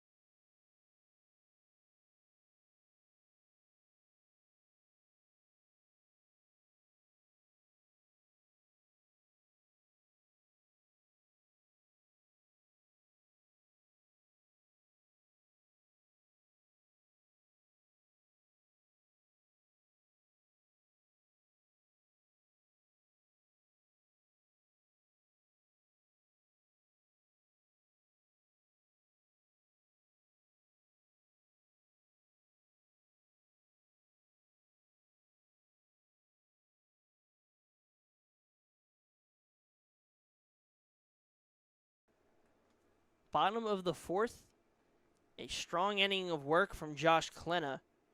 And it will be Jeff Blake to return to the mound. He escaped the bases-loaded jam. And now we'll get a clean inning of work and attack the leadoff hitter of Ray Mulhern. Fouls it off hard to that right side. Blake took over for Connor Byrne, who went 2 1/3, allowed 5 hits, 6 runs, 4 of those earned, 4 strikeouts, but one of the downfalls for him as well, he walked 5. Command is such a key issue when it comes to the ECCBL. We've talked to every manager, and just about every single one of them has said, the most crucial part of a pitcher's game is to be able to put it over the zone when you need to. When these guys can't, it's free base runners. Yeah, you can have all the stuff in the world, but if you're not getting that swing and a miss, doesn't mean too much. And Ray Mulhern gets his hands inside and knocks a single up the middle to lead off this bottom half of the fourth. You can see the frustration brewing out there for the Gens a bit. Jeff Blake, after he gave up that hit, turned to Ryan Otterbury. Maybe there was a dispute on which pitch to throw there, but he shook his head and threw his hands up and said, I don't know, and kind of motioned towards Otterbury. Something to keep an eye on, as still at 500 on the season, but it's starting to be crunch time in the regular season schedule. Got to try and come away with every win as you can. And when you're down 6-1 with a whole lot of ball game left for the Mammoths to extend on that lead, perhaps tension is starting to boil over. If you're the Generals, you may feel fairly comfortable in that 4th spot of the Liberty Division, holding that last playoff position, but you never know. It was what happened with the Gens that they got hot, got up to this 500 mark. All it takes is the Caps or the Dirty Birds getting hot, and they could take their spot in that bottom half. Now, when you look at the top half, I mean, even the Matrix have been on a big downswing. They're not anywhere close to safe if they're not able to find their swing around, and they're in a absolute behemoth of a battle against the Dirty Birds. Last time that I'd followed along, it was 10-10 between those two sides. The Dirty Birds just have found their way through, and it is the 9th inning in that game. But here, it's Jordan Raba in a 1-1 count. Fouls it off. And the Mammoths have just constantly, every time they're challenged, have come through. And even when facing against the Kings, they're able to pull out wins. They're able to survive, and they split that series in the doubleheader, which it seems like every time we're getting those double headers, it seems the last couple times it is a split. But Mulhern will take his spot at second. Yeah, definitely. Last couple weeks have been all splits, which makes you realize how tight this Liberty division is, especially at the top. We got some of the best teams coming to play on Saturday, 3 of the top 4, and a couple of splits, including the Dirty Birds sneaking a split in there as well with this top of the division, Mercer Mammoths. It really shows you how strong the Liberty division is this year. Wild pitch, and Ray Mulhern, starting the inning on first after his single, has found his way all the way on the other side. Just do that little flip. It's almost like you grab a napkin, and then you just set it, put it like a diamond, and just fold it over, and you get Ray Mulhern over at third. So now Raba, with a runner in a premier scoring position with nobody down, faces a full count. And he drives that one to right. Coming in is Melton. Has momentum towards the plate, but Mulhern will be on the move. The throw down is not in time. Lost a lot of its speed on the bounce when it hit the grass, and instead of bouncing towards the plate, took a moody hop just straight up. And that'll be a sac fly for Jordan Raba. The ball wasn't the only thing bouncing towards the plate. As Ray Mulhern was charging down the third base baseline, comes into home, and maybe lost his footing at the end and tumbled across as he slapped home plate. Bounced right back up, luckily, but, you know, maybe a little bit of tumbling out there, having some fun. It doesn't matter how cleanly you get in, and, you know, you wonder if the tumbling judges, how they'll judge that one.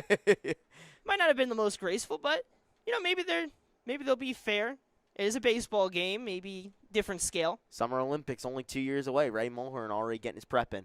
Maybe we'll see Ray Mulhern out there. 1-1 count to Jay Slater. Struggled against the starter of Connor Byrne and trying to get settled in his first ECCBL game. We'll face Jeff Blake with a 1-1 count.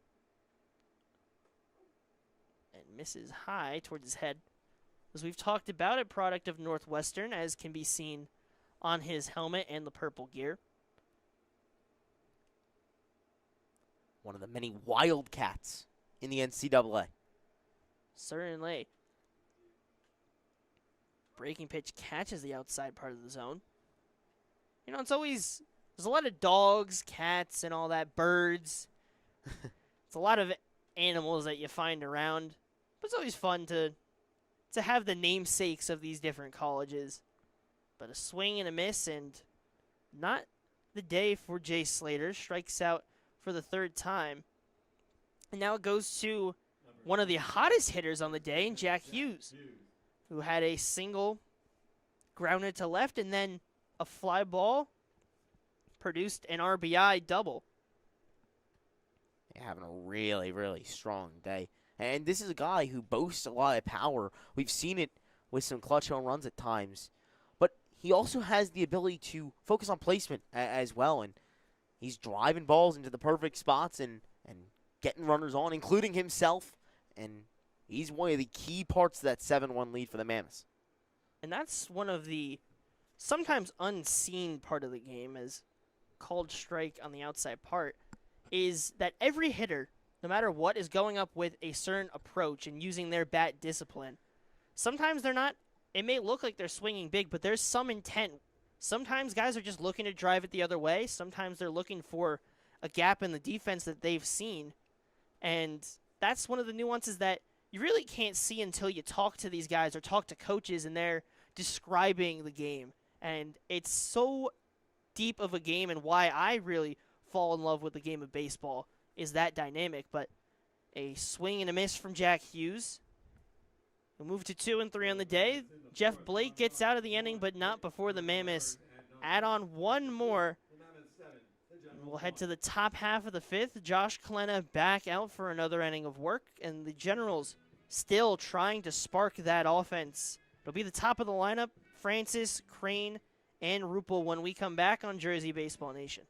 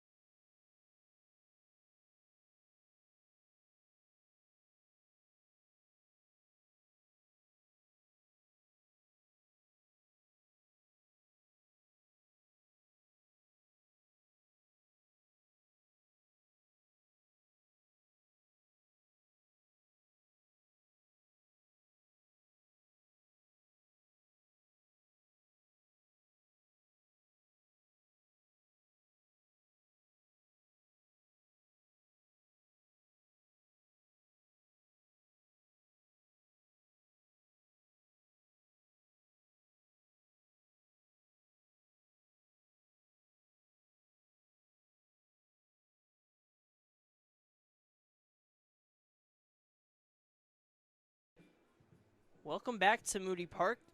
Top of the lineup for the Generals in the top half of the 5th. And it'll be Josh Klena back out there. Connections to both of us when you think about it. You, Charlie, product of Notre Dame, and you have a Notre Dame arm on the mound. For me, go to Rider University, and this guy on the mound committed to Rider University. All right, I know we're not supposed to be biased, but we both have a little bit of a vested interest here. Interested to see what Josh Klena can provide. I've seen him at the high school level. You're going to see him a little bit at the collegiate level next year. This is a guy whose fastball really hums, but his slider is really where it's at. A ton of break left to right and some decent speed on it too. Topped out at 78 in his first half inning of work. It's really able to keep the hitters off guard. Francis chops it to third, gets on top of it, and Applegate will make the play. Routine ground out for the first out of the inning on TJ Francis. Number 8, second And it'll be baseman, Carlton Crane to take his time at the plate with one down against the reliever of Josh Klena, who across every level has been a confident arm, and especially in his time in the ECCBL has gotten himself comfortable and in control. Check swing, they say he does not go. You mentioned the confidence, and Josh Clennon is not short of it by any means. He also plays with a certain swagger about him that really, I'd imagine, the rest of the team must feed off of the energy that he can bring. In his first start of the year in the ECCBL was absolutely prolific. The Mammoths took down the South Jersey Kings 8-5, and he had a 3-inning day, only gave up 3 earned runs. Since then, has been even better. Only 1 more earned run as well. Has come in 2 big spots as well against the Dirty Birds in the last little stretch of this season for the Mammoths. This guy is a high leverage arm and a crucial starter that the Mammoths got back from the high school season, and now he's ready to hum. This is his 4th appearance of the year, and 2 in relief, 2 starting. This is a guy that's also going to be crucial at the collegiate level. Can do a lot of versatile things when he comes to Ryder come the fall. When you look at this Mammoths team, it's guys from the starting rotation to guys that are starters that get moved to the bullpen. They have guys that can eat innings, that pitch strong. I mean, you look like a guy like Klena, a guy like Chase Bonner, a guy like Graham Ross at the top of that rotation. All of them are able to make their marks.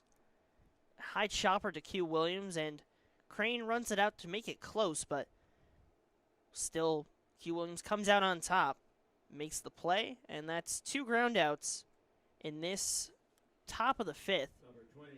And Jake Ruppel will step up, trying to avoid a 1-2-3 inning.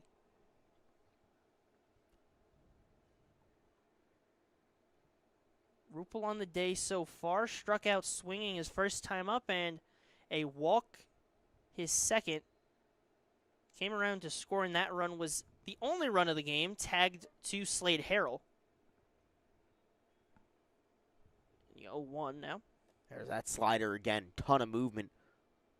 Ruppel kept the bat on the shoulders, and it was practically on the side of him until it swooped in at the last second. Used it again, and now ahead 0-2. In his motion, he's able to get that knee up and stays back and then rotates forward.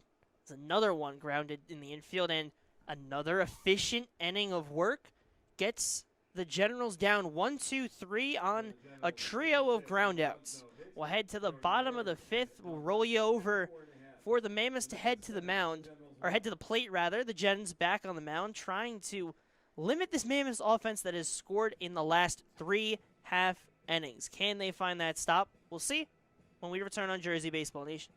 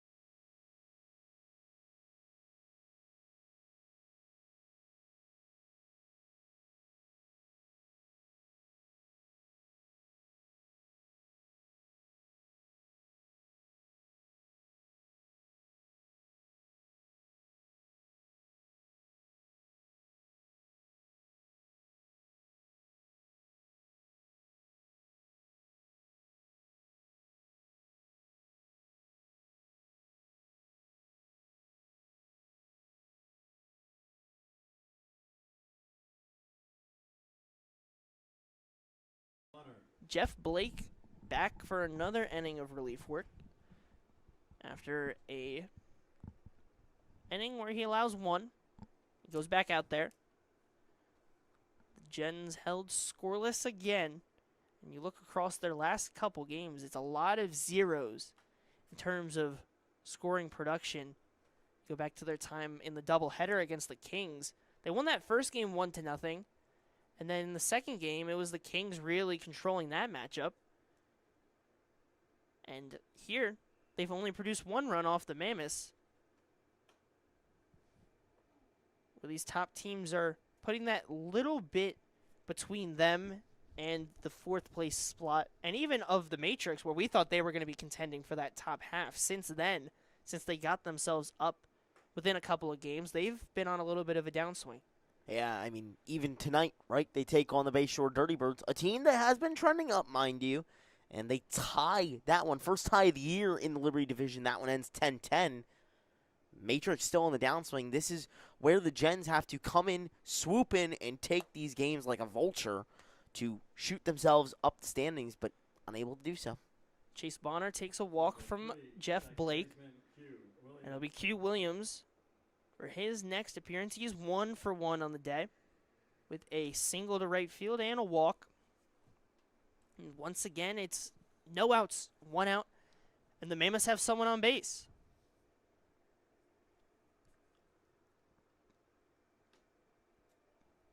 First pitch misses low. And we haven't seen a lot of ties across the whole league. A lot of them happening in that Keystone division. And it's funny because the leader of that division is the one that has 2 of the ties. Yeah, that is an interesting aspect. Already the third tie of the year, you're right, not a ton.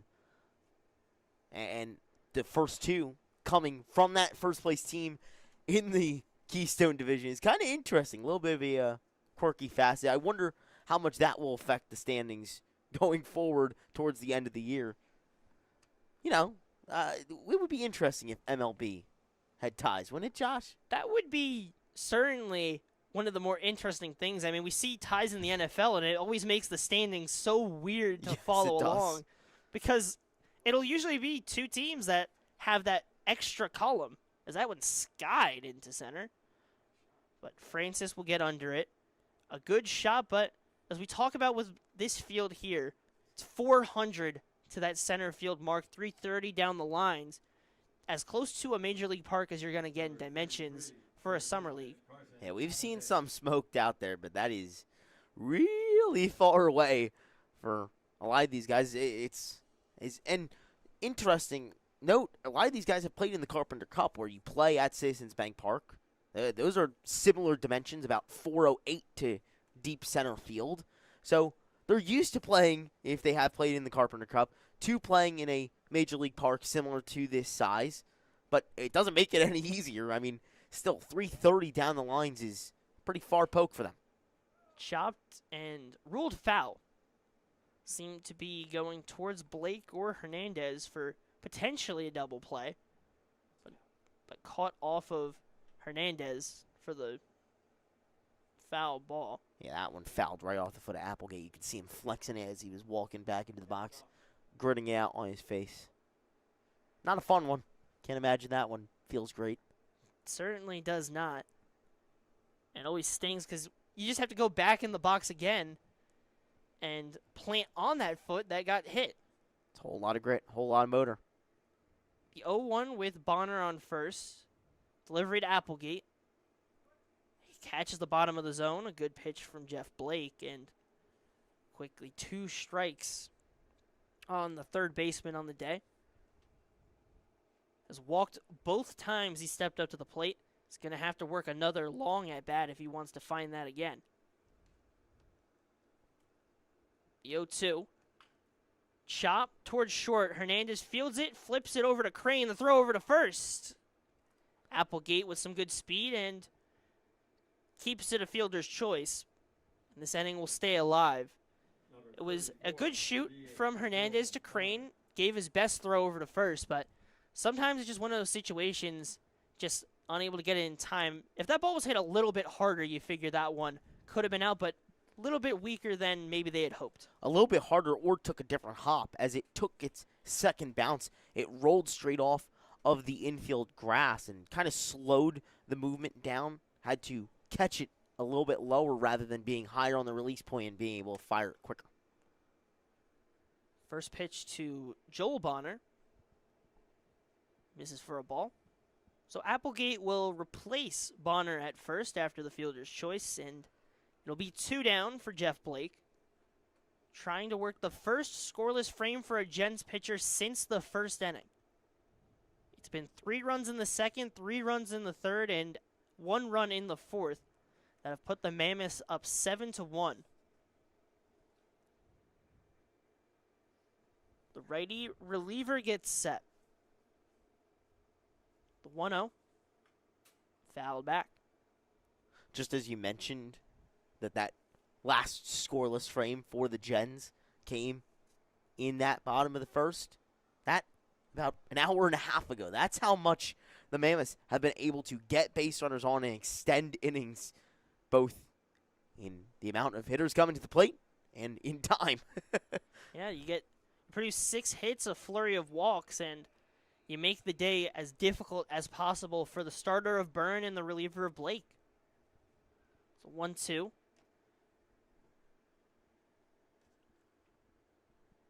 Blake, one of those arms that the Gens go to a lot, especially for games like this. They're going to need him to take a couple of innings. We talked with Braden Meskill, and he said the plan was to have Byrne see how long he goes and go to Alex Reiling, but things have certainly changed.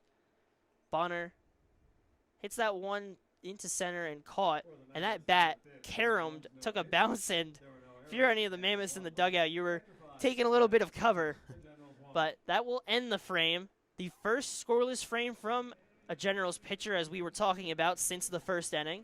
And we'll head to the top half of the 6th. Josh Klena laughing and heading back out there for another inning of fun. Generals still trying to find offense. They trail by 6, and it's just getting shorter and shorter for chances to get back in this game. We'll return for that top half of the 6th on Jersey Baseball Nation.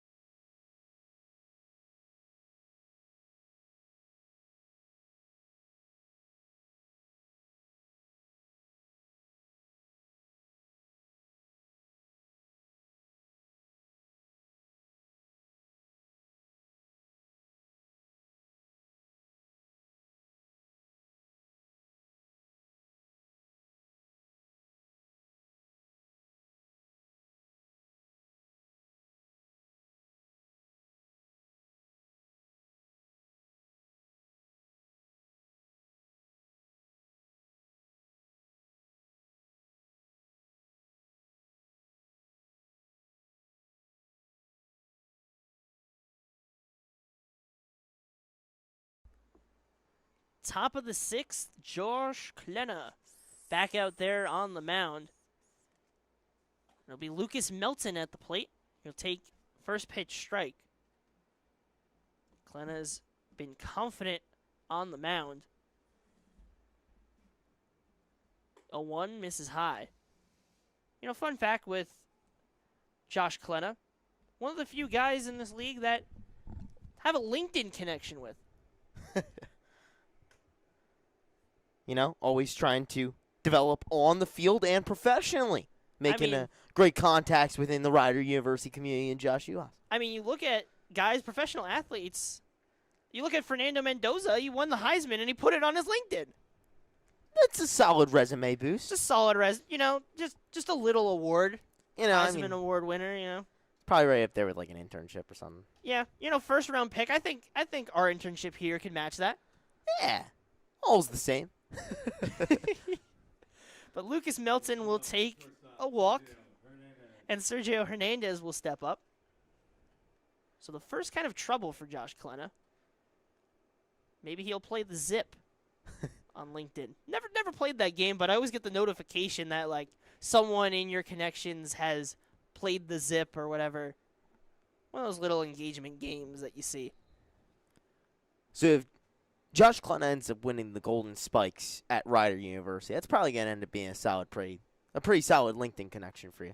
Yeah, especially to do it at a mid-major mid-major conference. Like, it'd have to be an incredible year. No big deal. Just the MAC Pitcher of the Year on my LinkedIn. That would be, well, actually, be Metro Yeah. Pitcher of the Year because July 1st, just not too long from today, we might see that happen.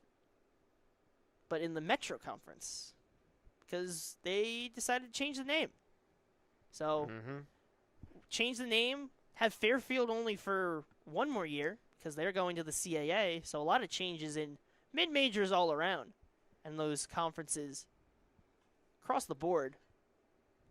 And that kind of goes back to our talk that we had with the transfer portal. Yeah.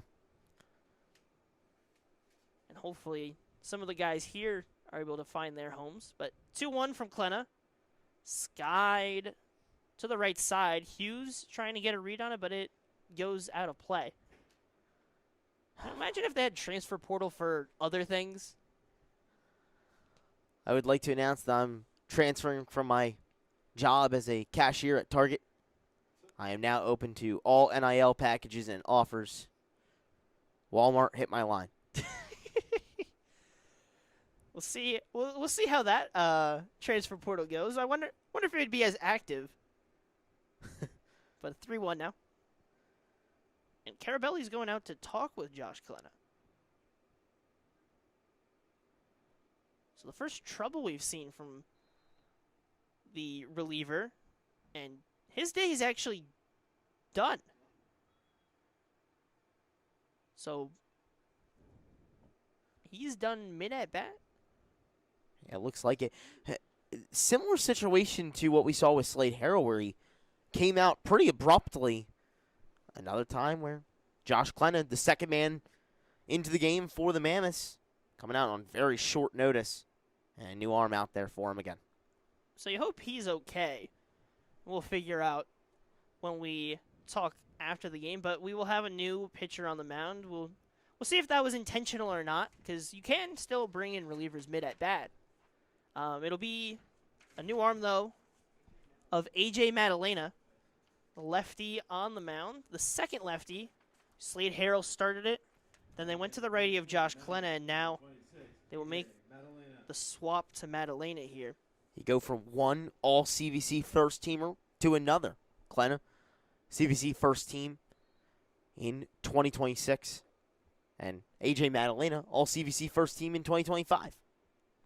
Yeah, so a lot of connections to that CVC conference.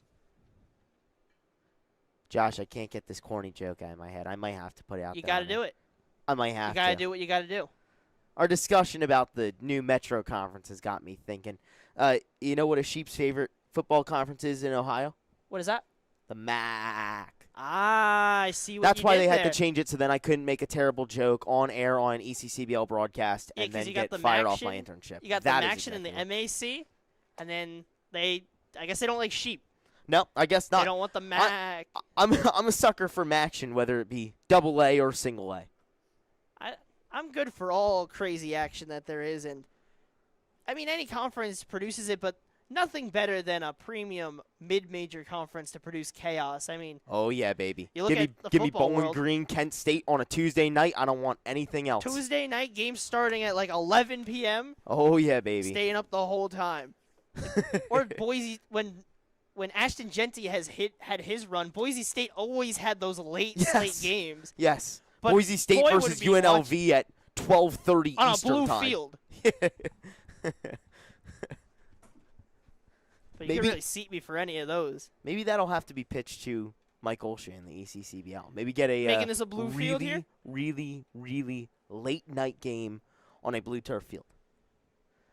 Yeah, I mean maybe, or maybe you change it up, go for a color you don't see. I'm on Recently board. on my feed, I saw there was a purple field. Really? Yeah, Oh, the Kings would love that. Tyler Kimmick would be jumping for joy. the 3-2 broken bat single for Sergio Hernandez. Lucas Melton will take his spot at third. Raba gets in and makes the play. So runners on first and third. Sergio Hernandez, the broken bat still works in his favor. Got enough of it to get a base hit. As that came off the bat, you could see the splinters right between the handle and the barrel come straight out of the bat. And it's lucky that that one got through the gap. It ends up working out really well. Runners on the corners for the Gens with no outs, trying to get their first run since the third. It's been a real long dry spell over the last couple of games. I mean, this, if they're unable to score here, would tick the total up to 20 straight innings where they've only been able to produce 3 runs total. So try and change their tune here in the 6th. Called strike. And for them, the fact that they won game 1 of that doubleheader against the Kings with a 1-0 victory where they scored in that first inning, they're lucky to be at that 500 mark, and they're surviving. And if they can get something here, can help them maybe tip their way back one by one by one. They're not going to beat this Mammoths team by a big inning, but you're going to have to find a way to chip in. They're getting a bunch of guys on base consistently throughout this game, but as we talked about, you have to find a way to bring them in. And a tough foul ball from Chase Garrow had to reach out to make sure he stayed alive, but it's just enough. As much as we've mentioned how the Mammoths are in control with this game, there's still a whole lot of baseball to be played. This is another crucial spot for the Gens to try and plate these runners and change their fate. They weren't able to do it when they had the bases loaded in the first. They weren't able to do it with 2 runners in scoring position in the second. Now, another spot to try and do so. Gotta come through here.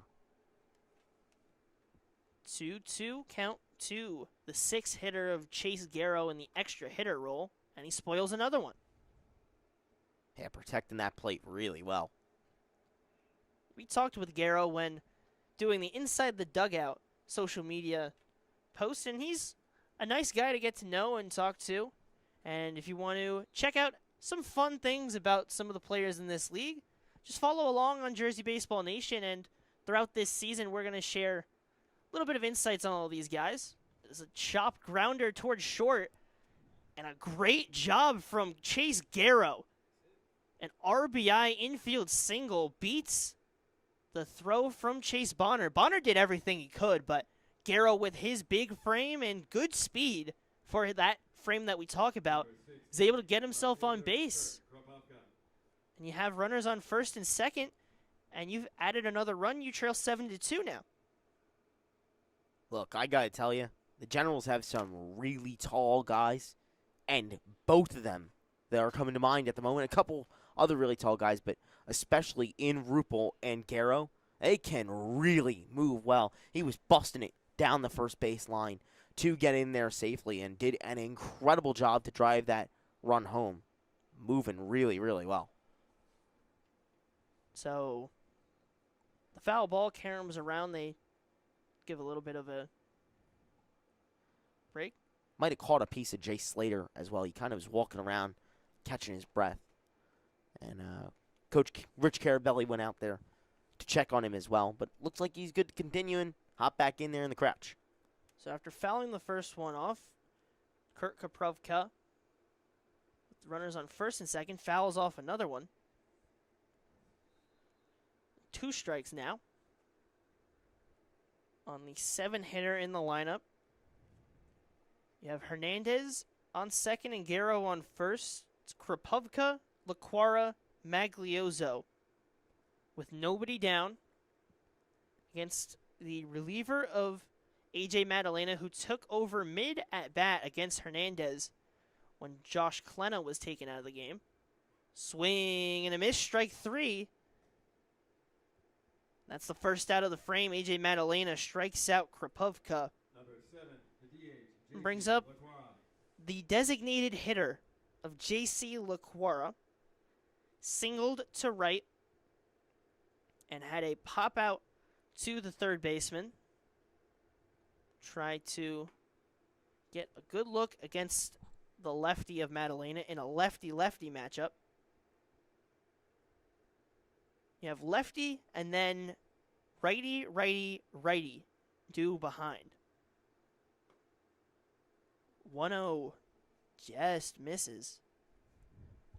Seemed to be the tiniest bit under that zone.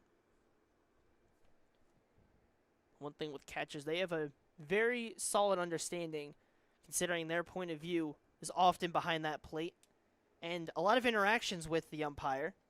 So you get an understanding of, okay, hey, where was this pitch? Okay, it's there, and then you pocket that in your mind. Okay, so this pitch is getting called this way today, so we'll get that understanding, put that in the back of my mind, and move forward. Pitch just misses. That's why I could never be a catcher. I'd just turn around to the ump and try and play rock, paper, scissors. Ask him about his day.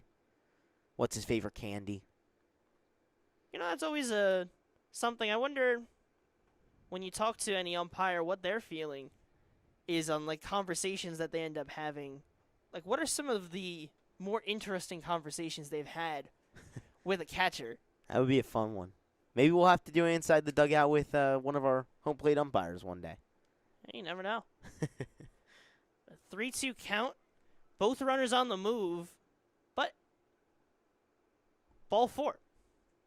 Everyone kind of paused for a second. Laquara tosses his bat and equipment over, and it's the bases loaded once again for the Generals. Can they come through this time? They've already brought home one, and with the kind of shaky switches when it comes to the Mammoths pitching staff, I'm sure that at least one of those was unexpected for Coach Rich Carabelli. Maybe the Generals can jump on him here and bring a couple of these guys home to get themselves back in the ball game. Still, with 3 innings to play, a whole lot of chances left. A big one right here, though. Magliozzo takes the first pitch outside the zone of this at-bat. 1 ball, 1 strike, 1 down. Magliozzo has struck out looking both times so far.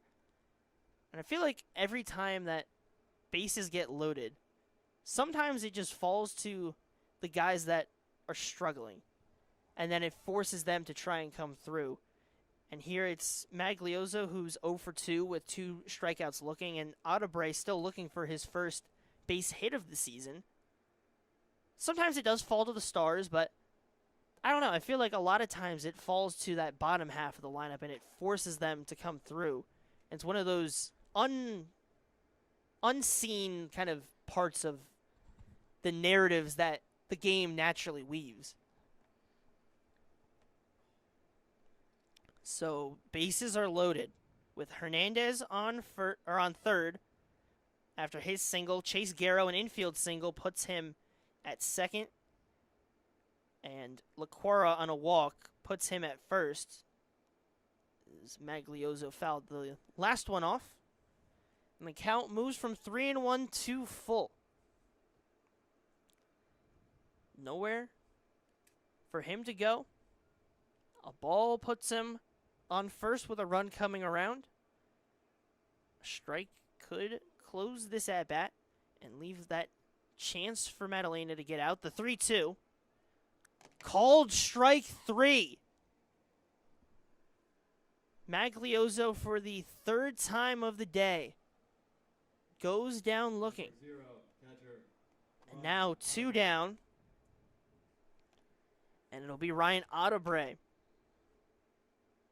Magliozzo not the only one ticked there. Brian Meskill picking up some dirt on the ground and throwing it off to the side. Really upset. Perhaps with the call, but for sure the result. Or actually, rather, it's Logan Howland pinch hitting here for the Generals. A very distinct batting stance with his bat almost away, and then he brings the bat back in. The 1-0 catches the outside part of the plate. Correction, this is Logan Howland pitch hitting for the Generals. So a 1-1 now. One of the better hitters for the Generals comes in to pinch hit in a crucial spot. And a called strike. One that Howland knew. Had a good look at that one in a 2-strike count. Trying to come through. 1-2. Misses outside. Yeah, this is just as crucial of a spot for the Gens as it is for the Mammoths. A.J. Madalena is through a couple appearances this year. Now a crucial spot. Let's see how he does with the pressure on him. Madalena's 2-2. Just misses below the zone. Does not get the chase from Howland. Really disciplined approach at the plate. Because that is a tough pitch to take. It's hard breaker and as close as you can get. But below that zone. And Howland knew it. So the 3-2 with bases loaded. Fouled off. Great protect swing there to keep their chances in the windshield rather than the rear view mirror. Another full count pitch, another crucial spot, another payoff. But can the Gens be paid off? Can they come through? Can they find that answer to the formula they've been trying to cook up for a good chunk of this game? The 3-2. Called strike 3. Back-to-back strikeouts looking, and the Generals once again leave the bases loaded. A.J. Madalena works himself out of the jam, and we head to the bottom of the 6th. Braden Meskill will have a talk. We'll be right back for the bottom half of the 6th here on Jersey Baseball Nation.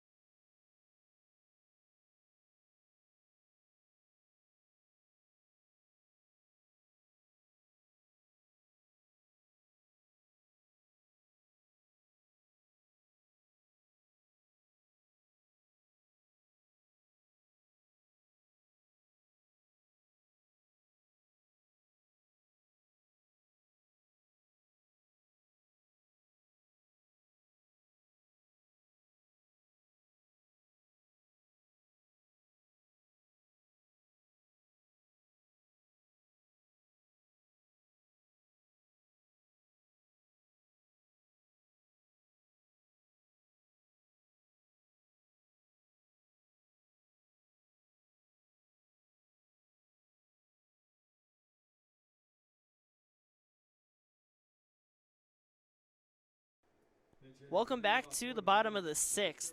Buzz Gresh will start the inning, pinch hitting for the extra hitter of Gabe Tomei. As the Generals trail 7-2, they score 1, but again, the bases remain loaded and stranded. This time it was back-to-back strikeouts looking. And a 1-0 count. Jeff Blake remains on the mound. And Gresh grounds it hard towards first. Rupel Fields throws to first, and he's unable to collect it. His glove ended up in front of Gresh running down the first base side and unable to reach.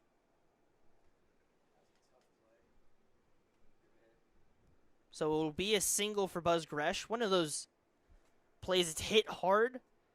Rupel keeps it in front of him. Mesko will go talk with his first baseman, just make sure, because his hand got caught out in front of Gresh. You never know with those kind of collisions. Yeah, gotta make sure he's okay. That one spun around. And any time that those happen, when two guys are going at such high impact, it's going to be a wicked collision. Luckily, it wasn't so super bad there. We've seen a couple rough ones. Just narrowly avoided a really bad one. And another pinch hitter. It'll be Zanichi Steve. First pitch gets away from Logan Howland. Gresh running his hardest to get to second. He was really pumping the arms there. He was moving. Was not leaving any question that he was getting that second base spot.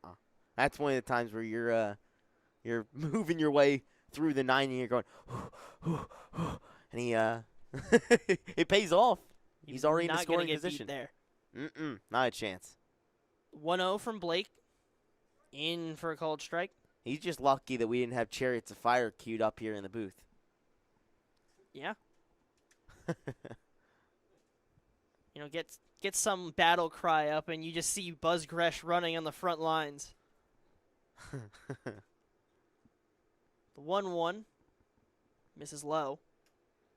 Howland is taken over catching duties after pinch hitting for Ottabre. It's the only defensive change for the Generals. We'll see what the Mammoths do. Big swing from Steve. Second strike. 2-2 now. With Gresh the runner on second and nobody down. It's once again a situation where nobody down or one down, the Mammoths are putting people in scoring position. Blake gets set. Hit hard on a line to second, but fielded by Crane. Gives his best shoot over to second, but Gresh keeps himself close enough to the bag. But a really strong effort from Crane and Hernandez.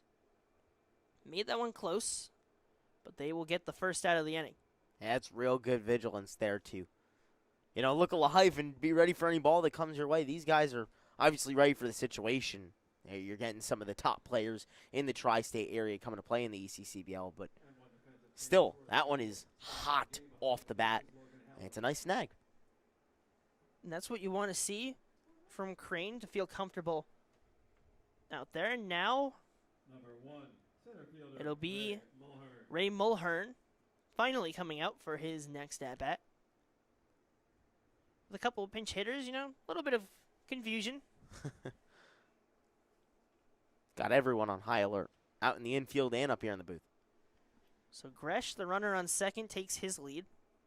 Blake gives him a look and throws home. Misses outside. Blake has thrown 48 pitches up to this point in 2 2/3 innings pitched of work.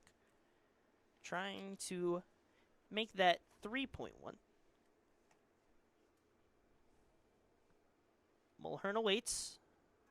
That one catches him on the forearm, potentially. Up in that upper arm to forearm area. And he'll take his spot on first. Not the most comfortable way to get on, but base runner nonetheless. Left fielder, Jordan. Yeah, it's one of those breaking balls that just doesn't break, and it ends up catching him. It looks like he was able to shake it off pretty quickly, but like you said, you'd prefer to get on first in a different way that's maybe a little less harmful. One that you're not getting physical contact from a leather ball thrown at you at least 70 plus. Yeah, any other way than that. Not exactly the preferred route, but That one's going to end up finding some ice on it later tonight, I'm sure of it. so 1-0. Now to the second hitter of Jordan Raba. Takes that one for a ball. Raba on the day so far, a line out to left field, a walk, and a sac fly. Positioned with runners on first and second with one down. And a favorable count. Skied high and foul to the left side. And it'll go out of play. Blake is doing his job in terms of making sure he's covering innings for the Generals, because you fall down 6-1 by the end of the third inning. You need guys that can cover those innings so you're not having to use the arms you don't want to. And usually with this summer league, you have guys planned, and you don't want to overstretch guys, especially because they're on their own programs. So you don't have the options sometimes to turn to. So what Jeff Blake has done for this General squad, even in a game where you're down 7-2, it means a lot when you look at the long run of a season. 2-2 from Blake to Raba is grounded hard on the line past the reach of Rupel, and a misplay from Lucas Melton in right buzz. Gresh comes in to score. Mulhern takes a hard round to third, but will stay put. And Raba takes his spot on second, a single, and Vance on the air scores another run for the Mammoths. They lead this game 8-2.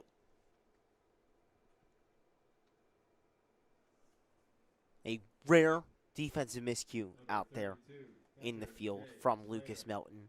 And the Mammoths are able to take advantage of it. That's what the Mammoths do so well. Sometimes other teams are going to produce errors, and you got to jump on them and be very aware of the situation. Mercer does a great job of that and tacks on another one. Scored in 4 of their last 5 innings. Just 2 frames that they have not brought in a run.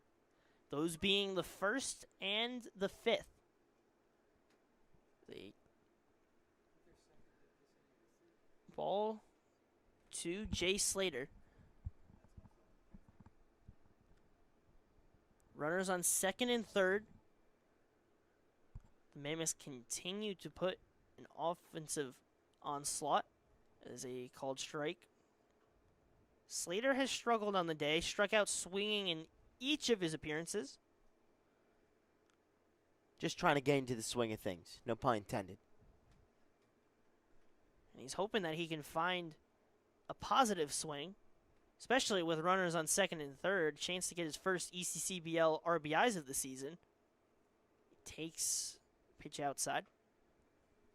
And, you know, this is a guy who started the year in the New England Collegiate Baseball League, consisting of 12 teams and some of the top collegiate players, a lot of them guys in the transfer portal trying to find new homes, and ends up coming a little bit closer home to continue his summer ball season. Only played a couple of games in the NECBL before coming back to New Jersey, where he is a native of, and playing in the ECCBL. Pleasure to have him here and get the chance to broadcast games where Jay Slater, one of the top talents in the Big Ten, is involved. It's always great to see guys from different conferences, but especially to have a guy from a Power 4 conference. A swing and a miss. So another strikeout. Not his day in his first appearance, but he will find his groove throughout this season. Just one of those tough situations you're trying to get yourself comfortable as early as you can, and just unable to do it today. The Generals pitching had his number. And we've seen that across different guys in this league. They come in their first day, not the strongest, but we've seen those guys get comfortable and get set, and then they've been key parts of this season.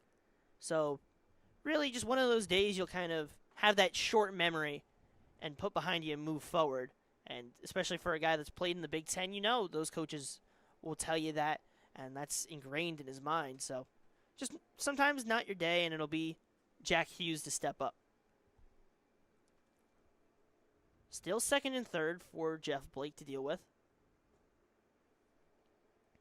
He mentioned Jack Hughes coming up. You go from one guy who maybe it's not his day to one who it is absolutely his day. Jack Hughes doing it all out there, 2 for 3 with an RBI double. It's hard to find a day that isn't Jack Hughes' day. That's why he was an NJCAA All-American. This guy is built for the big moment and produces at an unreal level when it comes to the plate. And we talk about his namesake. You cover every season. You cover the baseball season, and you got this Jack Hughes. You got the hockey season. You got the other Jack Hughes that plays for the New Jersey Devils. Now I want to see him swap places once. I want to see the other Jack Hughes come come here. Hughes on the ice? Exactly. I wonder if he's got any skating experience. We'll have to ask him. Skied high and foul to the right side. I want to hit the bleachers. Fans got to take cover and throw a helmet on out there. Always got to be on the lookout. You can hear it hit those bleachers and go, bong. You never Better know than a car. Better than a car. That's true. Much better than You never know when it's going to come at you or your vehicle. Prefer to avoid a trip to Classico Glass. Lovely sponsor, but for some of the people here, you prefer your car stays intact. Just goes foul. Yeah, they do have some great services over there, really helping people out, fixing their windshields and windows. But I'm sure that if you'd like, they would like to avoid a trip there. Avoid a for trip, the but moment. if it is to happen, they are ready You know where to go. and available, and you know exactly where you can go to get that treated and fixed on a dime. 2 balls, 2 strikes, 2 outs, 2 runners on for Jack Hughes. Righty on righty matchup. And he skies one into right field. Melton gets under it, and he'll make the play. So the Mammoths score 1, leave 2 runners on second and third. We'll head to the top half of the 7th. The Generals will try to bounce back after they squandered a bases-loaded chance. It'll be A.J. Madalena back out there on the mound when we return on Jersey Baseball Nation.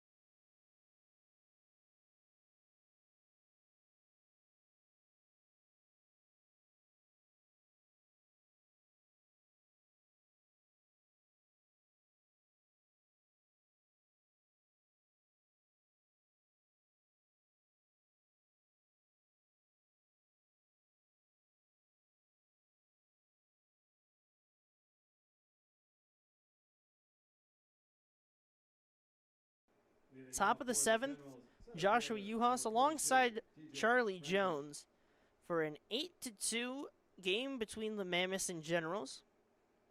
It'll be the top of the lineup. TJ Francis, Carlton Crane, and Jake Ruppel do up. 5 hits on the day for the Generals, but a slew of bases loaded chances that they just have been unable to come through. It was in that first and the second that they couldn't come through, and then just that last inning, they did score 1, but it was not from that bases loaded situation. And they got to that situation, and they struck out 2 times looking. You gotta convert on those opportunities when you get them. If you're unable, that's how you're gonna find yourself in a 6-run hole like the Generals do right now. And you look at the Mammoths, how'd they get their runs? They came through with the bases loaded. Check swing and does not go, and no check. Tale of 2 cities when it comes to Trenton and Mercer. Still so close to each other. Mercer more a county than a city, but you get the gist. Some of the closer regions you're going to find. And it's tale of 2 teams as well. One able to come through, one falling short when it comes to the big spots. Now, if you put like a blotch of like taking over a map, they would overlap quite a bit because Trenton and then Mercer and then you have South Jersey. Like, do they just get claim over the whole bottom half? Where's the line drawn for South Jersey? Yeah, I don't know. I am a believer in Central Jersey. I'm don't always know a believer in Central Jersey. Thank you, Josh. Growing up in Edison and Flemington, Central Jersey exists, people. Darn right. Francis skies that one to right. Sanichi Steve under it. It's always a contentious conversation. You know, there's always the pork roll Taylor ham conversation. Don't get me started. But does Central Jersey exist, I think, is one of the more interesting ones that you'll find because it depends on where do you draw the line. If you consider only North and South Jersey to exist, where do you draw that line? And what constitutes Central Jersey is also a fair question because it's not perfectly symmetrical. It's not like you can cut it in half and it's perfect. This specific discussion we're having goes out to my friend at the University of Florida who is also from North Jersey. Seems like everyone's from Jersey when you go anywhere. Yes, seriously. But vehemently believes that it's Taylor Ham and there is no Central Jersey. And I'm one to see many different positions from people and understand where they're coming from. But on this broadcast, Draw the with line. God as my witness, I will say, Ella, unfortunately, you are wrong. Lined up the middle, and it kind of loops just out of the reach of Chase Bonner. And Carlton Crane gets a base hit. Solid rope out towards center. Carlton Crane, one of these guys who the Generals have gotten back in the last 6 games or so from the high school season. And he's come in and been strong for them, starting to really find his stride, and an extension of that right there with another big hit. Really sometimes, at least when we've seen him, a little bit unlucky. We've seen him hit it fairly decent, but just not get the base hit. This time he's getting lucky. He wasn't hit the hardest, but gets himself on base. It's a good stop behind the plate from Jay Slater. Keeps Crane at first, and Rupel steps up. You know, maybe we got to ask that next time on Inside the Dugout. Does Central Jersey exist? And where do you draw the line? Stolen base. I think that's a great call, Josh. We'll see who we grab in that episode to see what their opinion is. And so far, I mean, we've gotten some great opinions. We know what their opinions on and whether hot dog is sandwich. These are the conversations that really matter, Josh. These are the ones that people have been dying and clamoring for. And now they know that Gabe Tomei, well, spoiler. They will know. They Got a will little know. spoiler. You're getting a little exclusive Sneak here peek. on a Tuesday One night. of those first looks. Gabe Tomei says, no way that hot dog is a sandwich. I mean, you even go back, I believe it was Tommy Conroy of the Bayshore Dirty Birds that said because of the connection and everything, because it's one connected thing, it's not a sandwich. Yeah. Because he sees it as, you know, you split it, you got to have 2 different pieces of bread. And I think I can understand that. I haven't really formulated my opinion on it, to be completely frank. Frankfurter. I'll Frankfurter on that one. Think about it. Give it some consideration. A little bit of puns over here. I love us some good puns. I mean, you and Max Raymond were talking about some excellent puns. I'm a sucker for a good pun. And you made a good one there, Josh. You know. Thought I could get it by you. No way. No way. I'm ready for a pun anytime, any day. And the people listen. They're getting a game and a comedy show. Yeah. Although I could never do stand-up comedy. Don't come on now. Give yourself a little bit more credit. That is too much. You got to be ready for it's more challenging than you think to go up there. You have to have a full script ready. Oh boy. I'll 2-2. I'll stick to my day job. I will as well. 2-2 to Rupel. Just misses. Good composure from the tall man. This is a guy who is one of the walks leaders on this Generals team that walks a lot. And at his tall frame can really see pitch as well. Full count. Misses low. So now runners on first and second after TJ Francis flew out to right. It's a single and a walk. Back-to-back base runners, and it's Lucas Melton at the plate, who so far in the day has struck out 2 times swinging and has walked to get on base. So 0 for 2. We know he's a guy that can put together a big swing, but it is a lefty-lefty matchup, and it's always one of the more challenging positions to be in is facing that same handedness as a left-handed batter. First pitch for a ball. Madalena at 46 pitches in an inning of a third of relief work came in mid at bat for Josh Klena and has done a solid job in relief. 1-0. just misses. At the expense of sounding like a broken record, this is another chance where you're starting to get things going, and you got to come through. You have to break through at some point. Gen's only with 4 runs in the last 20-plus innings. Crane's on the move. The 2-0 and the throw down. Crane is safe at third. Yeah, good throw gets him there at third. Crane with a not the best jump, but still hustling through, and with the throw low, able to sneak his foot in there to get the bag. So the bases will be split. Rupel at first, Crane at third. But it won't matter. Those runners will make their moves anyways. Crane, either way, was going to find his way at third. Rupel to second, and Melton at first. But it always helps the stats. You know, if you don't get that back, you don't get that stolen base in the records. You're right. And you never know. Even if he had not walked, that might have mattered. Every stat crucial. First pitch to TJ Francis. What am I talking about? That is Sergio Hernandez. TJ Francis started the inning, which is, I think, where my mind went. But now it's bases loaded with 1 down. Can the Generals come through? They've had their chances to maybe poke a run or two, and that's what we talked about their way to get in this game. It wasn't going to be a big inning. It was going to get guys on base and then bring them in, maybe 1 or 2 this inning, maybe 2 or 3 this inning. 1 here, 1 there, 2 there. But it's been opportunity after opportunity that they've just missed. It's still never too late, but it might end up costing them if they get started that bit late. But A.J. Madalena's control has gotten a bit away from him. He threw 4 straight balls to Lucas Melton.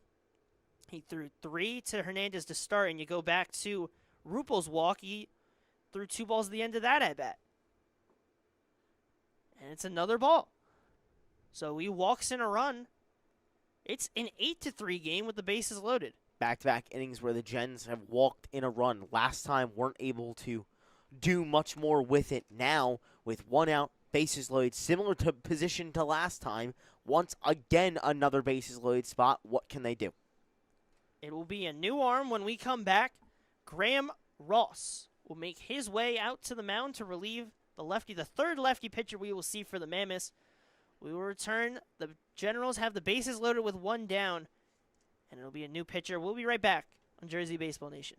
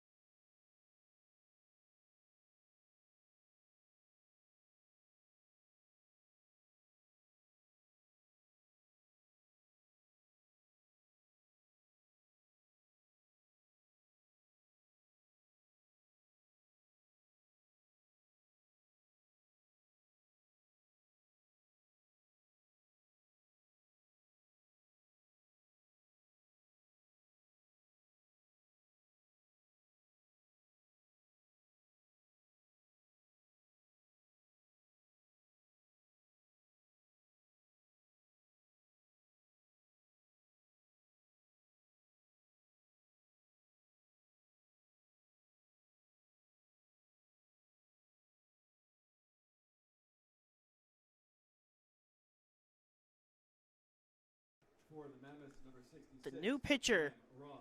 for the Mammoths is Graham Ross. His job, to escape a bases-loaded jam. AJ Madalena just walked in a run. It was Sergio Hernandez who worked a 4-pitch walk. It was after Lucas Melton had a 4-pitch walk, and it was 2 straight balls to Rupel. So that's 10 straight balls from Madalena, and now Ross is trying to settle this inning down. First pitch strike swinging. Quite the task at that for someone coming in for his first relief appearance of the season so far to date. 4 appearances, all of them starts, 19 innings pitched, 0-1 on the season. He's given up 6 earned runs on 16 hits, 2 homers, 11 walks to 20 strikeouts, and a 2.84 ERA.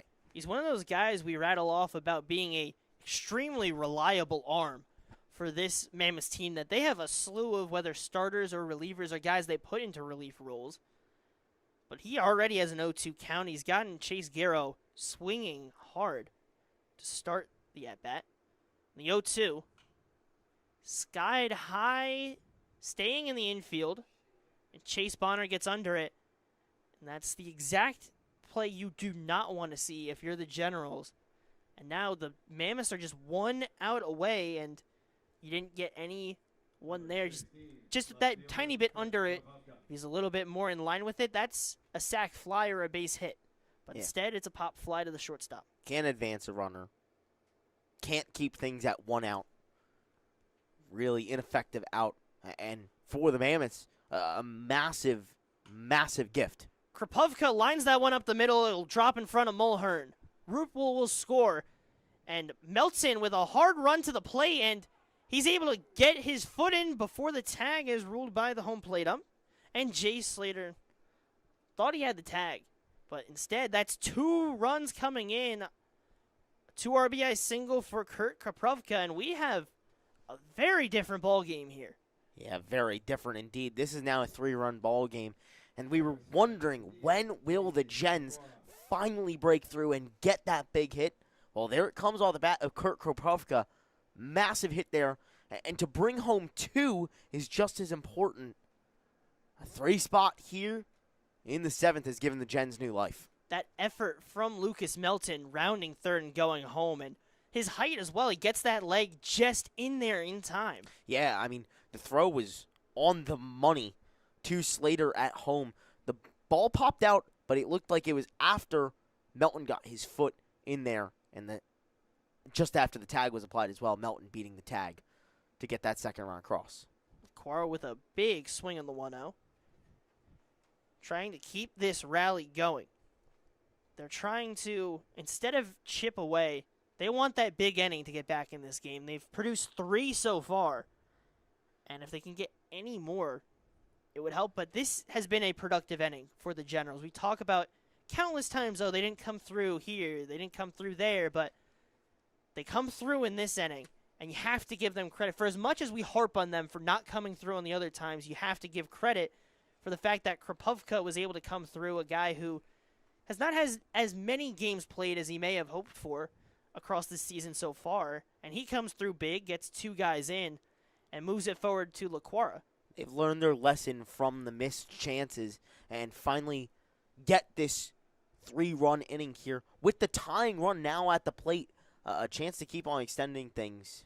Gens in a whole different spot than they were just a few moments ago. Graham Ross set the 2-1. A big swing on the breaker. Some late movement from Ross. It seemed like it was going to be high, but it ended up dropping into a position where LaQuara felt he had to swing. And it's 2-2 now. 2 runners on first and second. The delivery. Swing and a miss. He chased outside the zone, and the inning is over, but not before. The Trenton Generals tack on 3 with a key 2 RBI single from Kurt Krapovka. And this is a 3-run ball game. We'll head to the bottom half of the 7th. Can the Generals pitching limit the Mammoths to keep the Generals in reach? Find out when we return on Jersey Baseball Nation.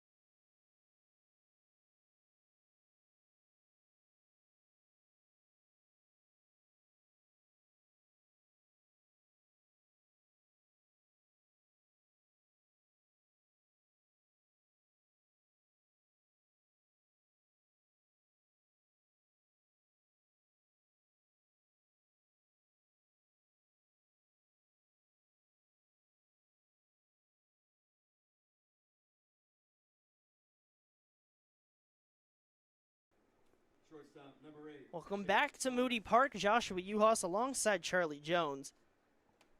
And the Generals have made this quite the interesting ball game. Jeff Blake has been working as a bridge. And a 3-run top of the 7th. They trail just 8-5 after it felt like an insurmountable position. But Chase Bonner on the 1-0 will drop a single into the left center gap. Francis, an arm that you do not want to challenge. Throw caroms away, but gets to Blake. Real good hit there by Chase Bonner, but you're completely correct. That is 1,000% an arm you don't want to challenge in TJ Francis. We've seen him gun guys out from the outfield, and we've seen him make some serious plays in open space. Regardless, Chase Bonner happy to take that one base and get things started once again for the Mammoths. Since those back-to-back 3 spots, they've gone a little cold. Still a couple of scoring opportunities, but a chance to really drive the nail in the coffin here is the Gens. The door was left open just a little bit, and the Gens have started to peek their way through. Only a 3-run ball game. Mammoths need a little bit more insurance here. It's like one of those kids peeking through the door, just trying to look through and get in and get in and get in. And sometimes they get in and sneak their way through. Can the Gens be that and get their way through for a chance? But a weak little kind of wobbler over towards the right side gets under the glove of Rupel, but a way too hard turn from Chase Bonner, and they call him safe at second. He gets back in time. Meskel is going to have a talk now with the field umpire.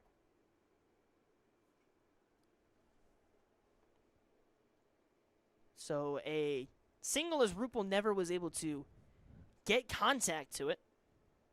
He is not happy about that one, and for fair reason. You can see him dejected with the hands on the hips. That was a really close play at second. You know, the ball gets away, and then they're able to pick it up and try and fire it back into second to get Bonner as he rounded too hard around second. It looked like it was bang-bang in favor of the Generals, but I suppose it's vice versa. Bang-bang in favor of the Mammoths, first and second. And with manager Brain Meskel, he's one of the guys that is able to keep his cool better than anyone. And you don't really see him lose it at any point. He'll walk out, he'll get an understanding of what happened. Obviously, he'll express that he's not happy, but one of the more calm and collected guys when you look across this league. Don't really have a lot of crash outs from him. No, incredibly chill when it comes to his mentality in a game. Which he has a couple of guys on his team for a coach that does crash out quite a bit in Tyler Kimmick. Because he has a couple of the Penn State Abington guys on his roster on the Generals team. So they're obviously in a lot of talks because all these coaches for every college is trying to make sure that their guys on the programs, making sure they're staying good as hit and run goes foul. But everyone's on a different program when you look at a league like the ECCBL.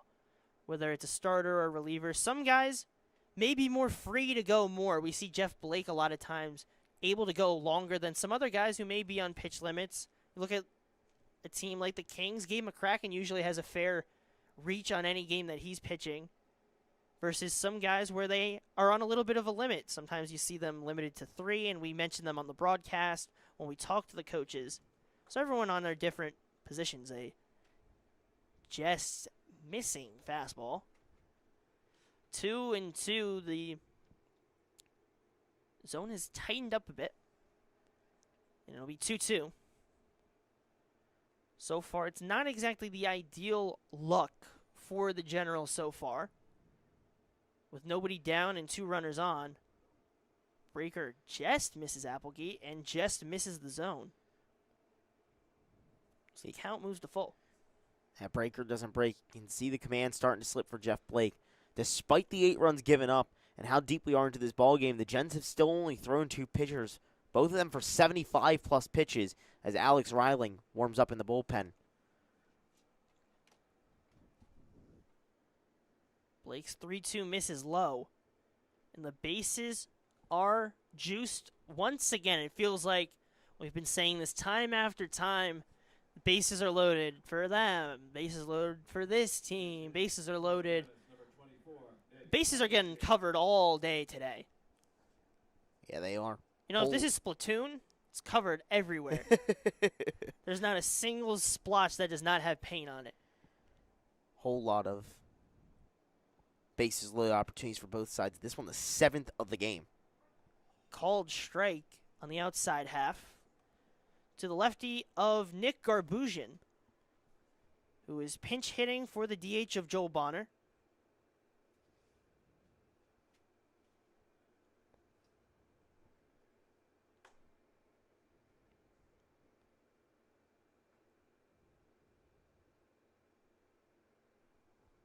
Be a 1-1 count to the pinch hitter. A lot of pinch hitters for the Mammoths in this game.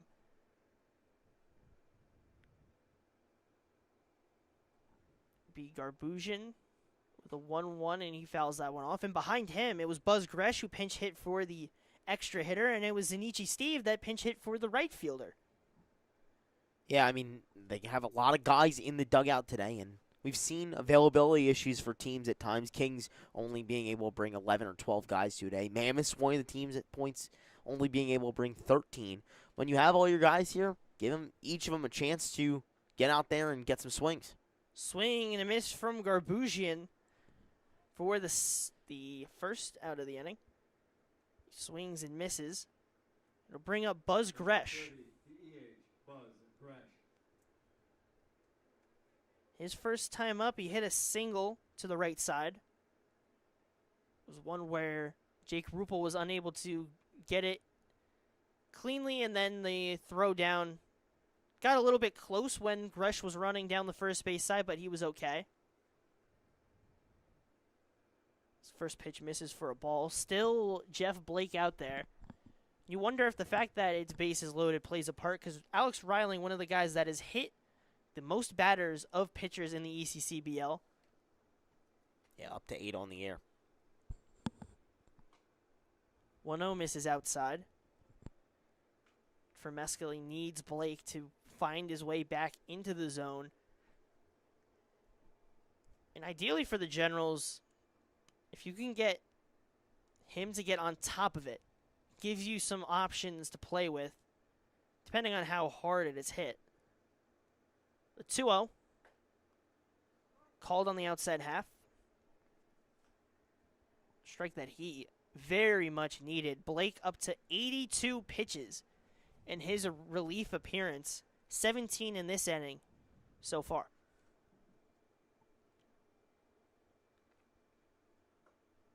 Two 2-1 just misses. So 3-1 is the count now.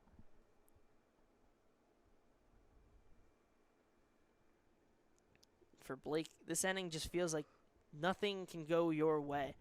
It's Bonner on third. It's Q Williams on second and Applegate on first. A big swing and a miss on the 3-1.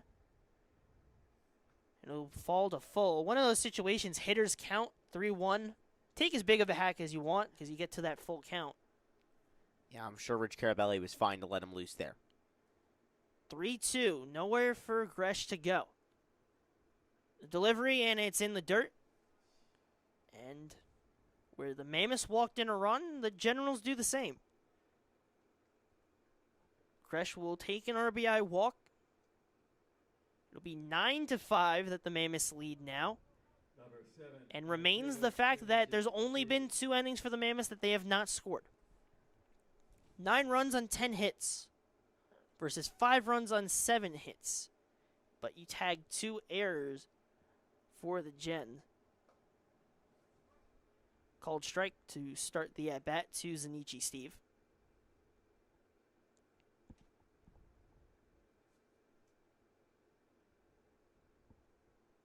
For the Mammoths, they do a good job of limiting mistakes in the field. The Generals, sometimes it ends up keeping them out of contention sometimes.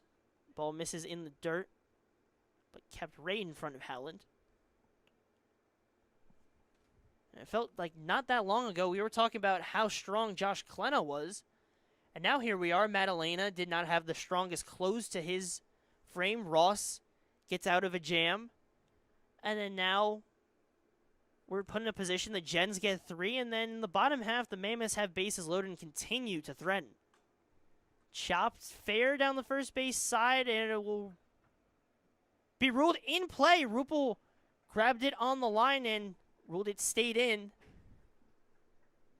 So a base hit, an infield single for Zanichi Steve brings in another run. They'll move station to station. Bases remain loaded.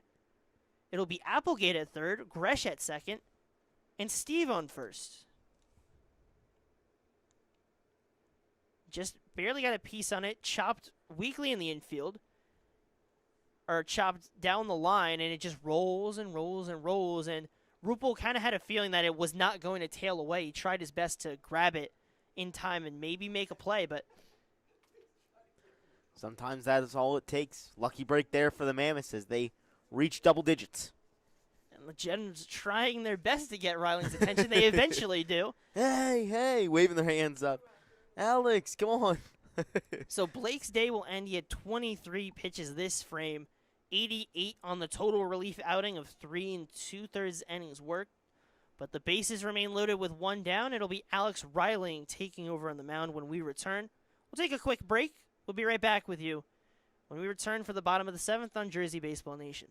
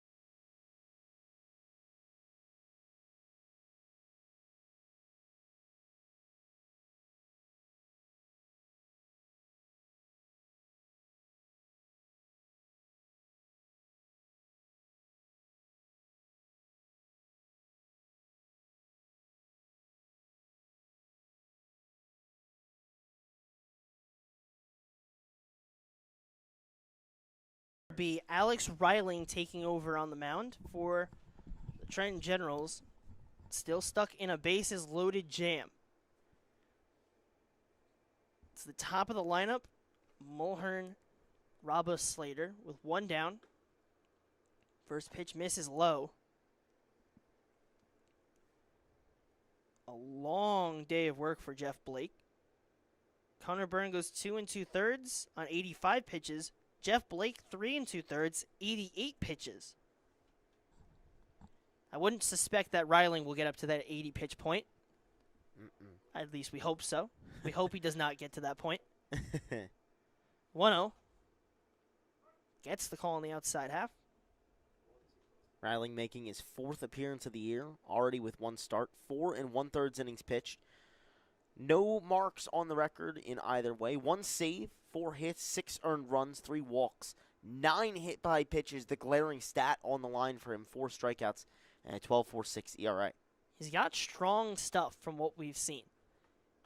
It's just getting the strikes to get the swing and misses and get the chases. That's been his problem this year, but we've seen throughout. His slider has some really strong stuff from that kind of sidearmy submarine 3/4, below 3/4 angle. And it keeps hitters at bay. It's just to be able to control it is the key for him. The 1-2. Riling delivers, and he gets the chase, fouls off to the right side. Pitch that was quite inside to Mulhern. I don't know how he got a bat on that pitch. That one was way inside, but somehow was able to golf and protect. Most likely would have been a ball, but just for good measure anyway. It is amazing that he was able to stay alive there. One of those protection swings. When a ball gets close, sometimes your body just has an instinct reaction to hit the ball. I've had a fair share of those where don't even realize that you swing at something that's close to you and you hit it foul. It's amazing what the body will do to protect you. 1-2 fouled off to the right side.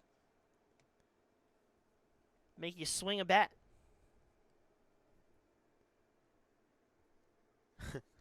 Anything to make sure you don't get hit on the ankle. That one's got hurt. 1-2 in a 10-5 game. 15 runs on 18 hits and 2 errors. And Alex Riling with a 1-2 count to Ray Mulhern with the bases loaded. Fouled off again. Still fighting. Still fighting.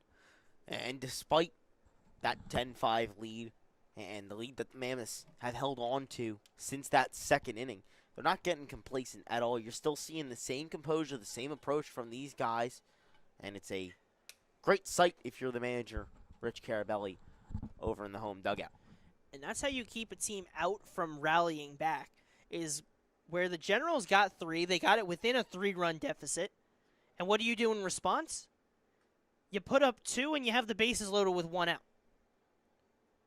It's a great sign to see how consistent they've been if you are a Mammoths fan or if you are Coach Rich Carabelli. This is a team that, only put up 1 run against a depleted Bayshore Dirty Birds pitching staff, coming out here tonight and tilting the table with a 10-run showing. 2 balls and 2 strikes with 1 down. Applegate at third, Gresh at second, and Steve on first for Alex Riling on the mound. And another foul ball. Fighting, fighting, fighting. You look through this at bat. Ball and a strike looking. Then since then, foul, foul, foul, foul. Ball 2, foul. You'd think we were running a chicken shop. Yeah, it's a good one. And does it stop? Who knows? The 2-2 for Alex Riling. This is outside. That's the best play of the night, Josh. We've had some good ones. That's the best play of the night. And does it stop? That's too good. You know what? The W that wasn't used there, I'll take it.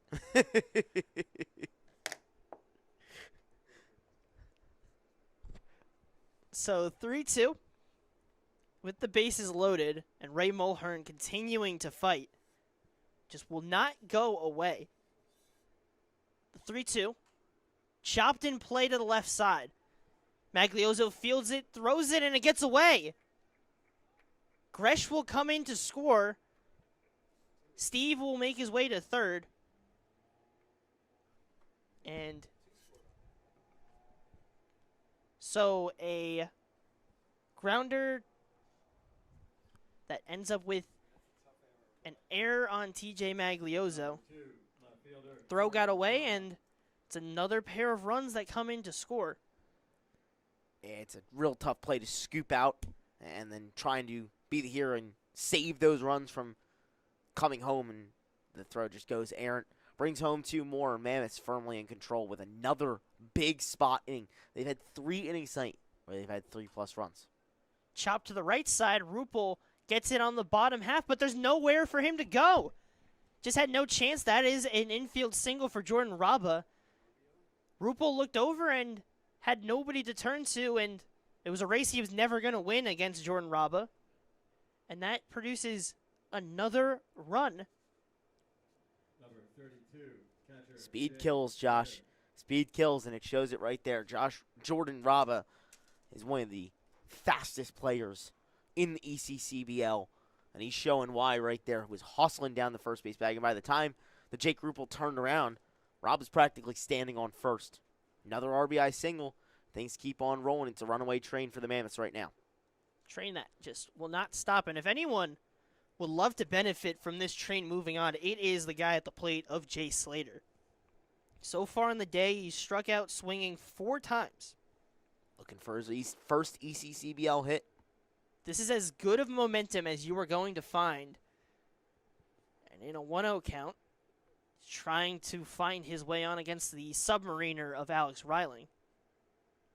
Misses outside. Runners on first and second. They've produced 5 runs in this bottom half of the 7th. Double digits in runs and hits. It's the 2-0 from Reiling. Fouled off to the right side. 14 pitches for Reiling, but a lot of action in the time he's been on the mound because of a bunch of contact into play that's stayed in the infield. It hasn't even been hard contact necessarily. It's not weak either in some of the cases, just chopped to the right parts and just forcing some chaos in the field.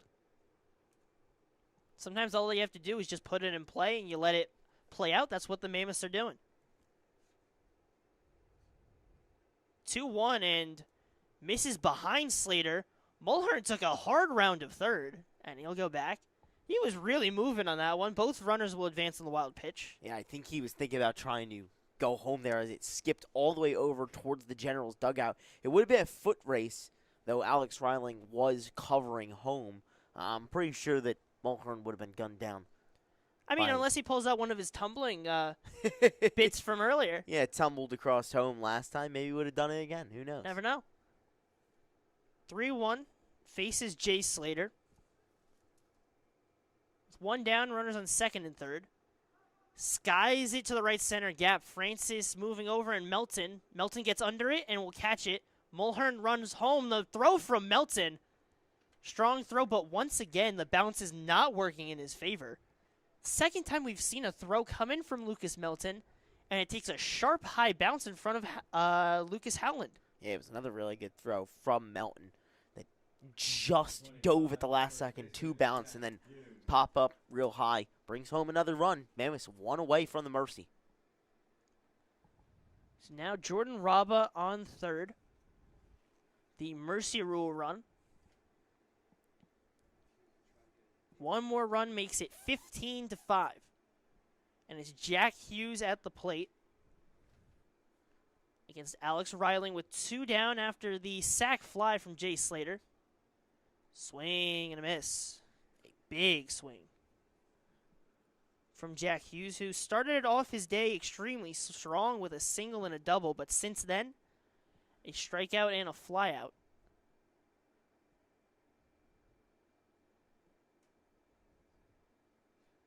Reiling set. 0-1 misses high. A crazy game here at Moody Park where the Generals threatened with bases loaded multiple times in the first 2 innings, unable to come through. The Mammoths drop 3 in the second and third. Gens get 1 back, but the Mammoths respond right after. And we're in a position where a 3-run top half for the Gens, it put it within 3. It was an 8-5 game before this inning started. And now we're in a completely different position where the Mammoths have scored double what the Gens scored in the top half, and Went from a game that we thought could get tight to the end. Instead, we're looking at a game that could be done on a pitch notice. It's funny how things progress. Gens were having all the momentum and finding their groove. Now it's the Mammoths taking that control once again, completely putting a halt to that. So Hughes in a 2-2 count with 2 down. And the game winning run on third, looking for a walk-off. One of the walk-offs that is in the one of the less stressful situations. It's not one where you're tied or you're down and everything. You're up 14-5. But still, it's a walk-off nonetheless if he is to come through.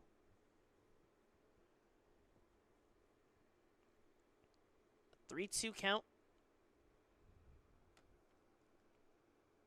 Delivery, and that one hits him. One of the ball magnets on this Mammoths team, and it catches him once again. Hughes one away from double digits. You could hear the Mammoths dugout laughing a little bit as obviously you don't want to see your teammate get hit, but that seems to be a Jack Hughes pattern to this point, taking hit by pitches and getting on base. That one, ball 4 regardless, unfortunately, for him. So now Chase Bonner. First pitch he sees from Reiling is a ball. And speaking of Alex Reiling, that's been the issue when it comes to his game. His pitches are strong. It's just he's had trouble dealing with those righty batters because when that submarine ball doesn't break, it ends up hitting the batters. Fouled off. And because of how sharp the breaking pitch is, that break point is that much more to the left. Against a lefty, you're fine because you have that open space on that left side. Doesn't really matter. But when your breaking point is so far to the left and you're facing a righty batter in a submarine motion, it makes it difficult for that pitch to get through.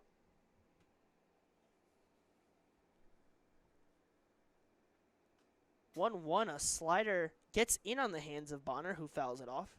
Oh boy, is the camera okay? No. Camera got nailed. It was bound to happen.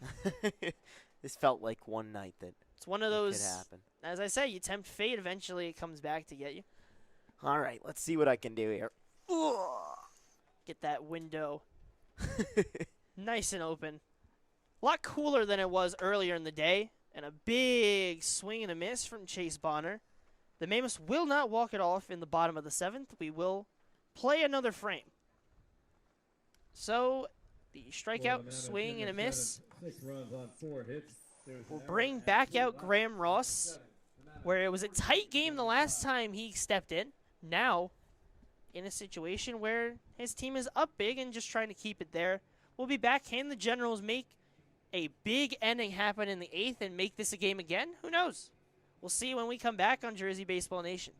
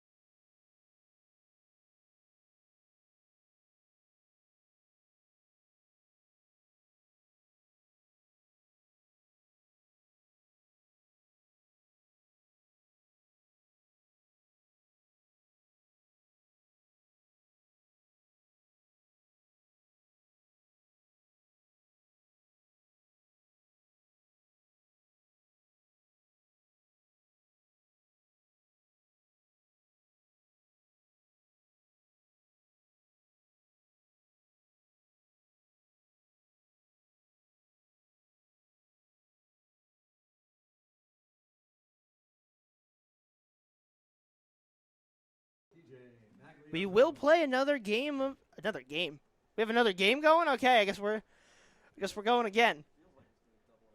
But It'll be another inning, rather, after 6 runs in the bottom half of the 7th, but they're not able to get that 7th that would have won the game. So it'll be Graham Ross that goes back out there on the mound. 1-0 misses high. We are not seeing another game here. It is not a doubleheader, and would be one of the longest doubleheaders you'd see here at Moody Park if it was to be so. This one teetering its way up and up, closer to a 4-hour game in terms of from the official start time of 6:28. That one's fouled off. And we'll see if the Generals can get one of the most miraculous comebacks you will see here in the ECCBL, but you never know. The game is not over until the final out. Not the final whistle, because there are no whistles here. At least to my knowledge. You never know. Maybe there's an arid whistle somewhere. I mean, anyone can whistle if you think about it. Just whistle from the mouth. Grounded foul to the left side. TJ Magliozzo, the plate. He struck out looking each time he stepped up to the plate. And in a 2-2 count against Graham Ross, as time was called. We'll get back set. The lefty against the righty of Magliozzo. Ross's delivery. Hit hard on a line to the right side for a base hit. TJ Magliozzo gets his first base hit of the day. The Generals start the top of the 8th on a good note. Drives that one to the right side on a line for a single. Number 6. So now Logan Howland. it will be Logan Howland. Pinch hit for Audebray when the Gens had their big chance to try and break through and tie it. But now steps up against Ross Magliozzo, the leadoff base hit, and faces a 1-0 count. Howland fouls it off to the right side. What a game this has been. A crazy game. Chances to be even crazier if anything is to be produced by the Generals, but odd to say it won't happen, but you really do never know. Ross gets set. 1-1 swing and a miss. 1-2. Until about 30, 40 minutes ago when that bottom of the 7th started, things were very close. It was back to a 3-run game, and the Gens found their groove a bit, lost it, and now trying to regain that spark that they had in the away half of the 7th and keep this going. This is a team that often does produce some strong offensive games, just unable to do so tonight, only with the 5 runs, and only 4 of them coming late stages of this ballgame. And the 5 runs, 8 hits, depending on the game, it doesn't look too bad, but on a game where you give up 14, it's not going to cut it. Yeah, if you turn this back to the doubleheader that the Gens played against the Kings on Saturday and said, hey, you got 5 runs with 8 hits heading into the 8th inning, despite there not being an 8th inning, it was on the doubleheader. Regardless, if you had said that, you would have felt fine. And I'm sure Bray Mesco would have been happy with that. So 2-2. Misses outside. 3-2 now. From the left-hander of Graham Ross against Howland, who's in a full count with the runner on first of TJ Magliozzo. Delivery swing and a miss. Goes back to the high fastball and gets the swing. Howland goes down on strikes, and they'll be back to the top of the lineup. TJ Francis will step up. So far in his day, a walk, a strikeout swinging, a ground out to third, and a fly out to right that he hit fairly well. You know, he has some sneaky pop in that bat. Called strike. Weirdly enough, for how the day started, it felt extremely hot, but now at 9:51, it's not as bad. Foul off to the right side. Yeah, starting to finally ease up on that brutal heat that starts today. A little bit of it yesterday, but starts today and extends for the next couple days. Yeah, and it's just not going to end. And Thursday, it's going to be even worse. Projected to be one of the hottest days of the year. Pitch miss is high and inside. Luckily, giving the players a little bit of a break at 6 o'clock when they would be warming up and getting ready to play. It was supposed to be about 1:01. So start time pushed back a little extra 30 minutes for Kings and Generals right here on Jersey Baseball Nation to 7 on Thursday. Skied high to right center. Mulhern gets under it and makes the play. So 2 down now for the Generals. Number 8, second baseman. And it'll Carlton be Crane. the second baseman on the day of Carlton Crane. So far on the day, a walk, a fly out to left, a ground out, and a single. The lefty takes a look at Maglioso and delivers a strike for pitch 1.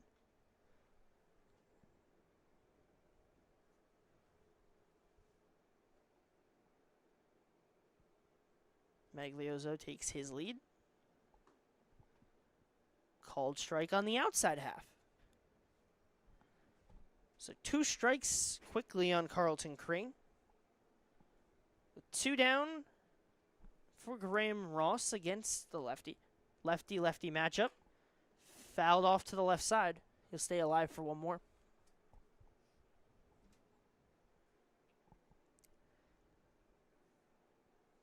Game that has been in the Mammoths' favor since the second inning. That they have continued to pile on 2 3-run innings, and then a 6-run inning as well. Has helped them lead to a 14-5 lead. That one misses for a ball. The Mammoths were just one swing away from walking this one off. In the 7th, Crane chops this one towards short. Fielded cleanly, throw over to first, and Bonner gets the out. A nice play and throw on the move. And that will end the top half of the 8th. Just one run for the Mammoths can close this game. There's only 2 innings that they haven't done that. Can they bring that run home and close this game out? It'll be Alex Riley going back on the mound to try and stop it. We'll be right back to see how that plays out on Jersey Baseball Nation.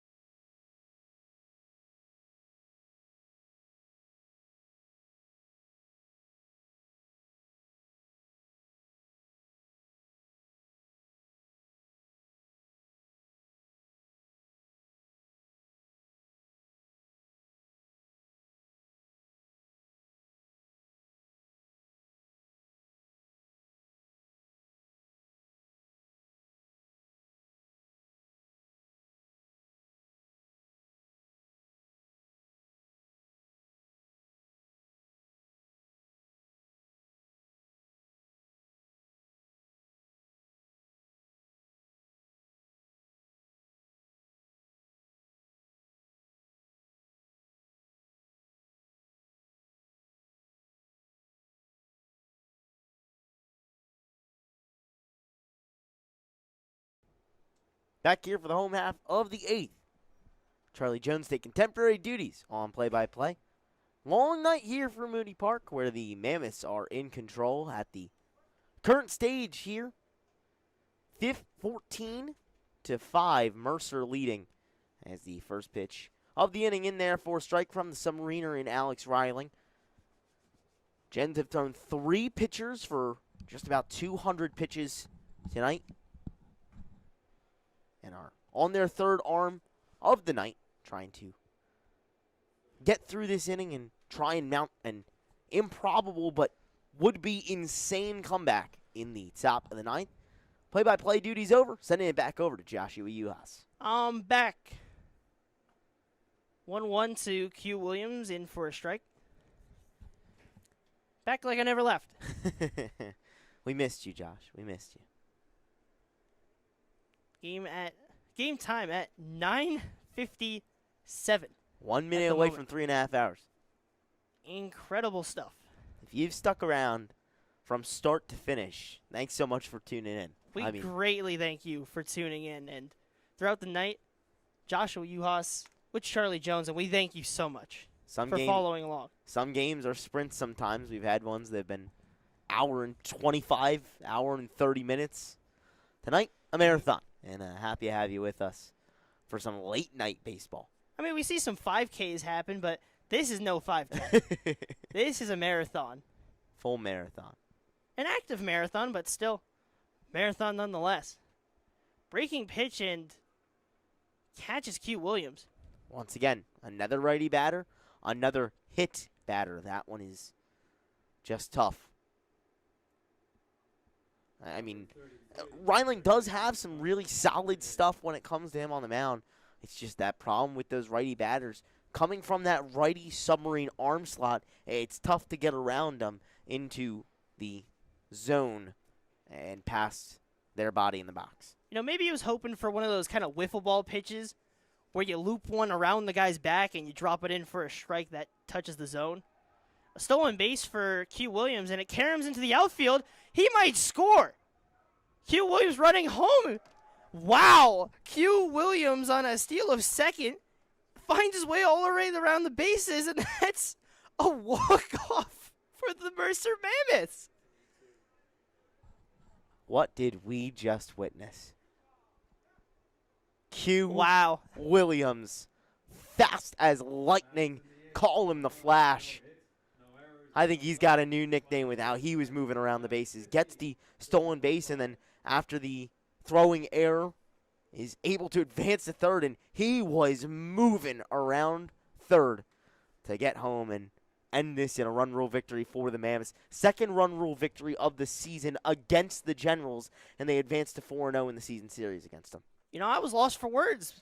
I could not keep up. Every time I thought I had a control of that one, it was something else, and Q Williams, one heck of a base runner out there. And an interesting note from our good old Mike Olshin, Graham Ross, because of his appearance, he came in with the game-time run coming up in the on-deck circle. So Josh Klena will pull out the win, and Graham Ross completes one of the more unorthodox saves that you will see. Gets in that save column, and one of the more unorthodox walk-offs you're going to see. Because Q Williams goes and steals second. The throw gets away into the outfield, and then he gets to third, and he comes in to score. So a 15-5 win. Only 2 innings that the Mammoths did not score a run. The first inning and the 5th. Other than that, 3-3-1. 1-6-1. Feels like I'm entering a passcode. But 15 runs on 12 hits and was helped by 4 errors, but still, they did it all in their own right throughout that game. And then for the Generals, you look at the stat lines, 5 runs, 8 hits. Not too bad on a regular day, but this was not a regular day. The Mercer Mammoths continue their dominance over the Trenton Generals. Yeah, firmly still are in first in the Liberty Division. And with the Kings dropping a game tonight, move themselves even further into that lead. Just cementing themselves as this top team in the ECCBL and showing why. Able to do it on both sides with strong pitching and hitting in both aspects. A really complete game from the Mercer Mammoths that I'm sure manager Rich Carabelli is going to be very happy about as they prepare for another game on Thursday and then a nice little break. So in a game that started at 6:28, closes at 10 o'clock. We thank you. or 9:58 rather. 3.5 That's the hours official on the time. dot. On the dot. We thank you for joining us. If you've stayed along, we greatly appreciate it. Joshua Yuhas, alongside Charlie Jones, we thank you for tuning in. A 15-5 win for the Mercer Mammoths as they continue their reign at the top of the Liberty Division. Thank you for tuning in, and we'll see you next time on Jersey Baseball Nation.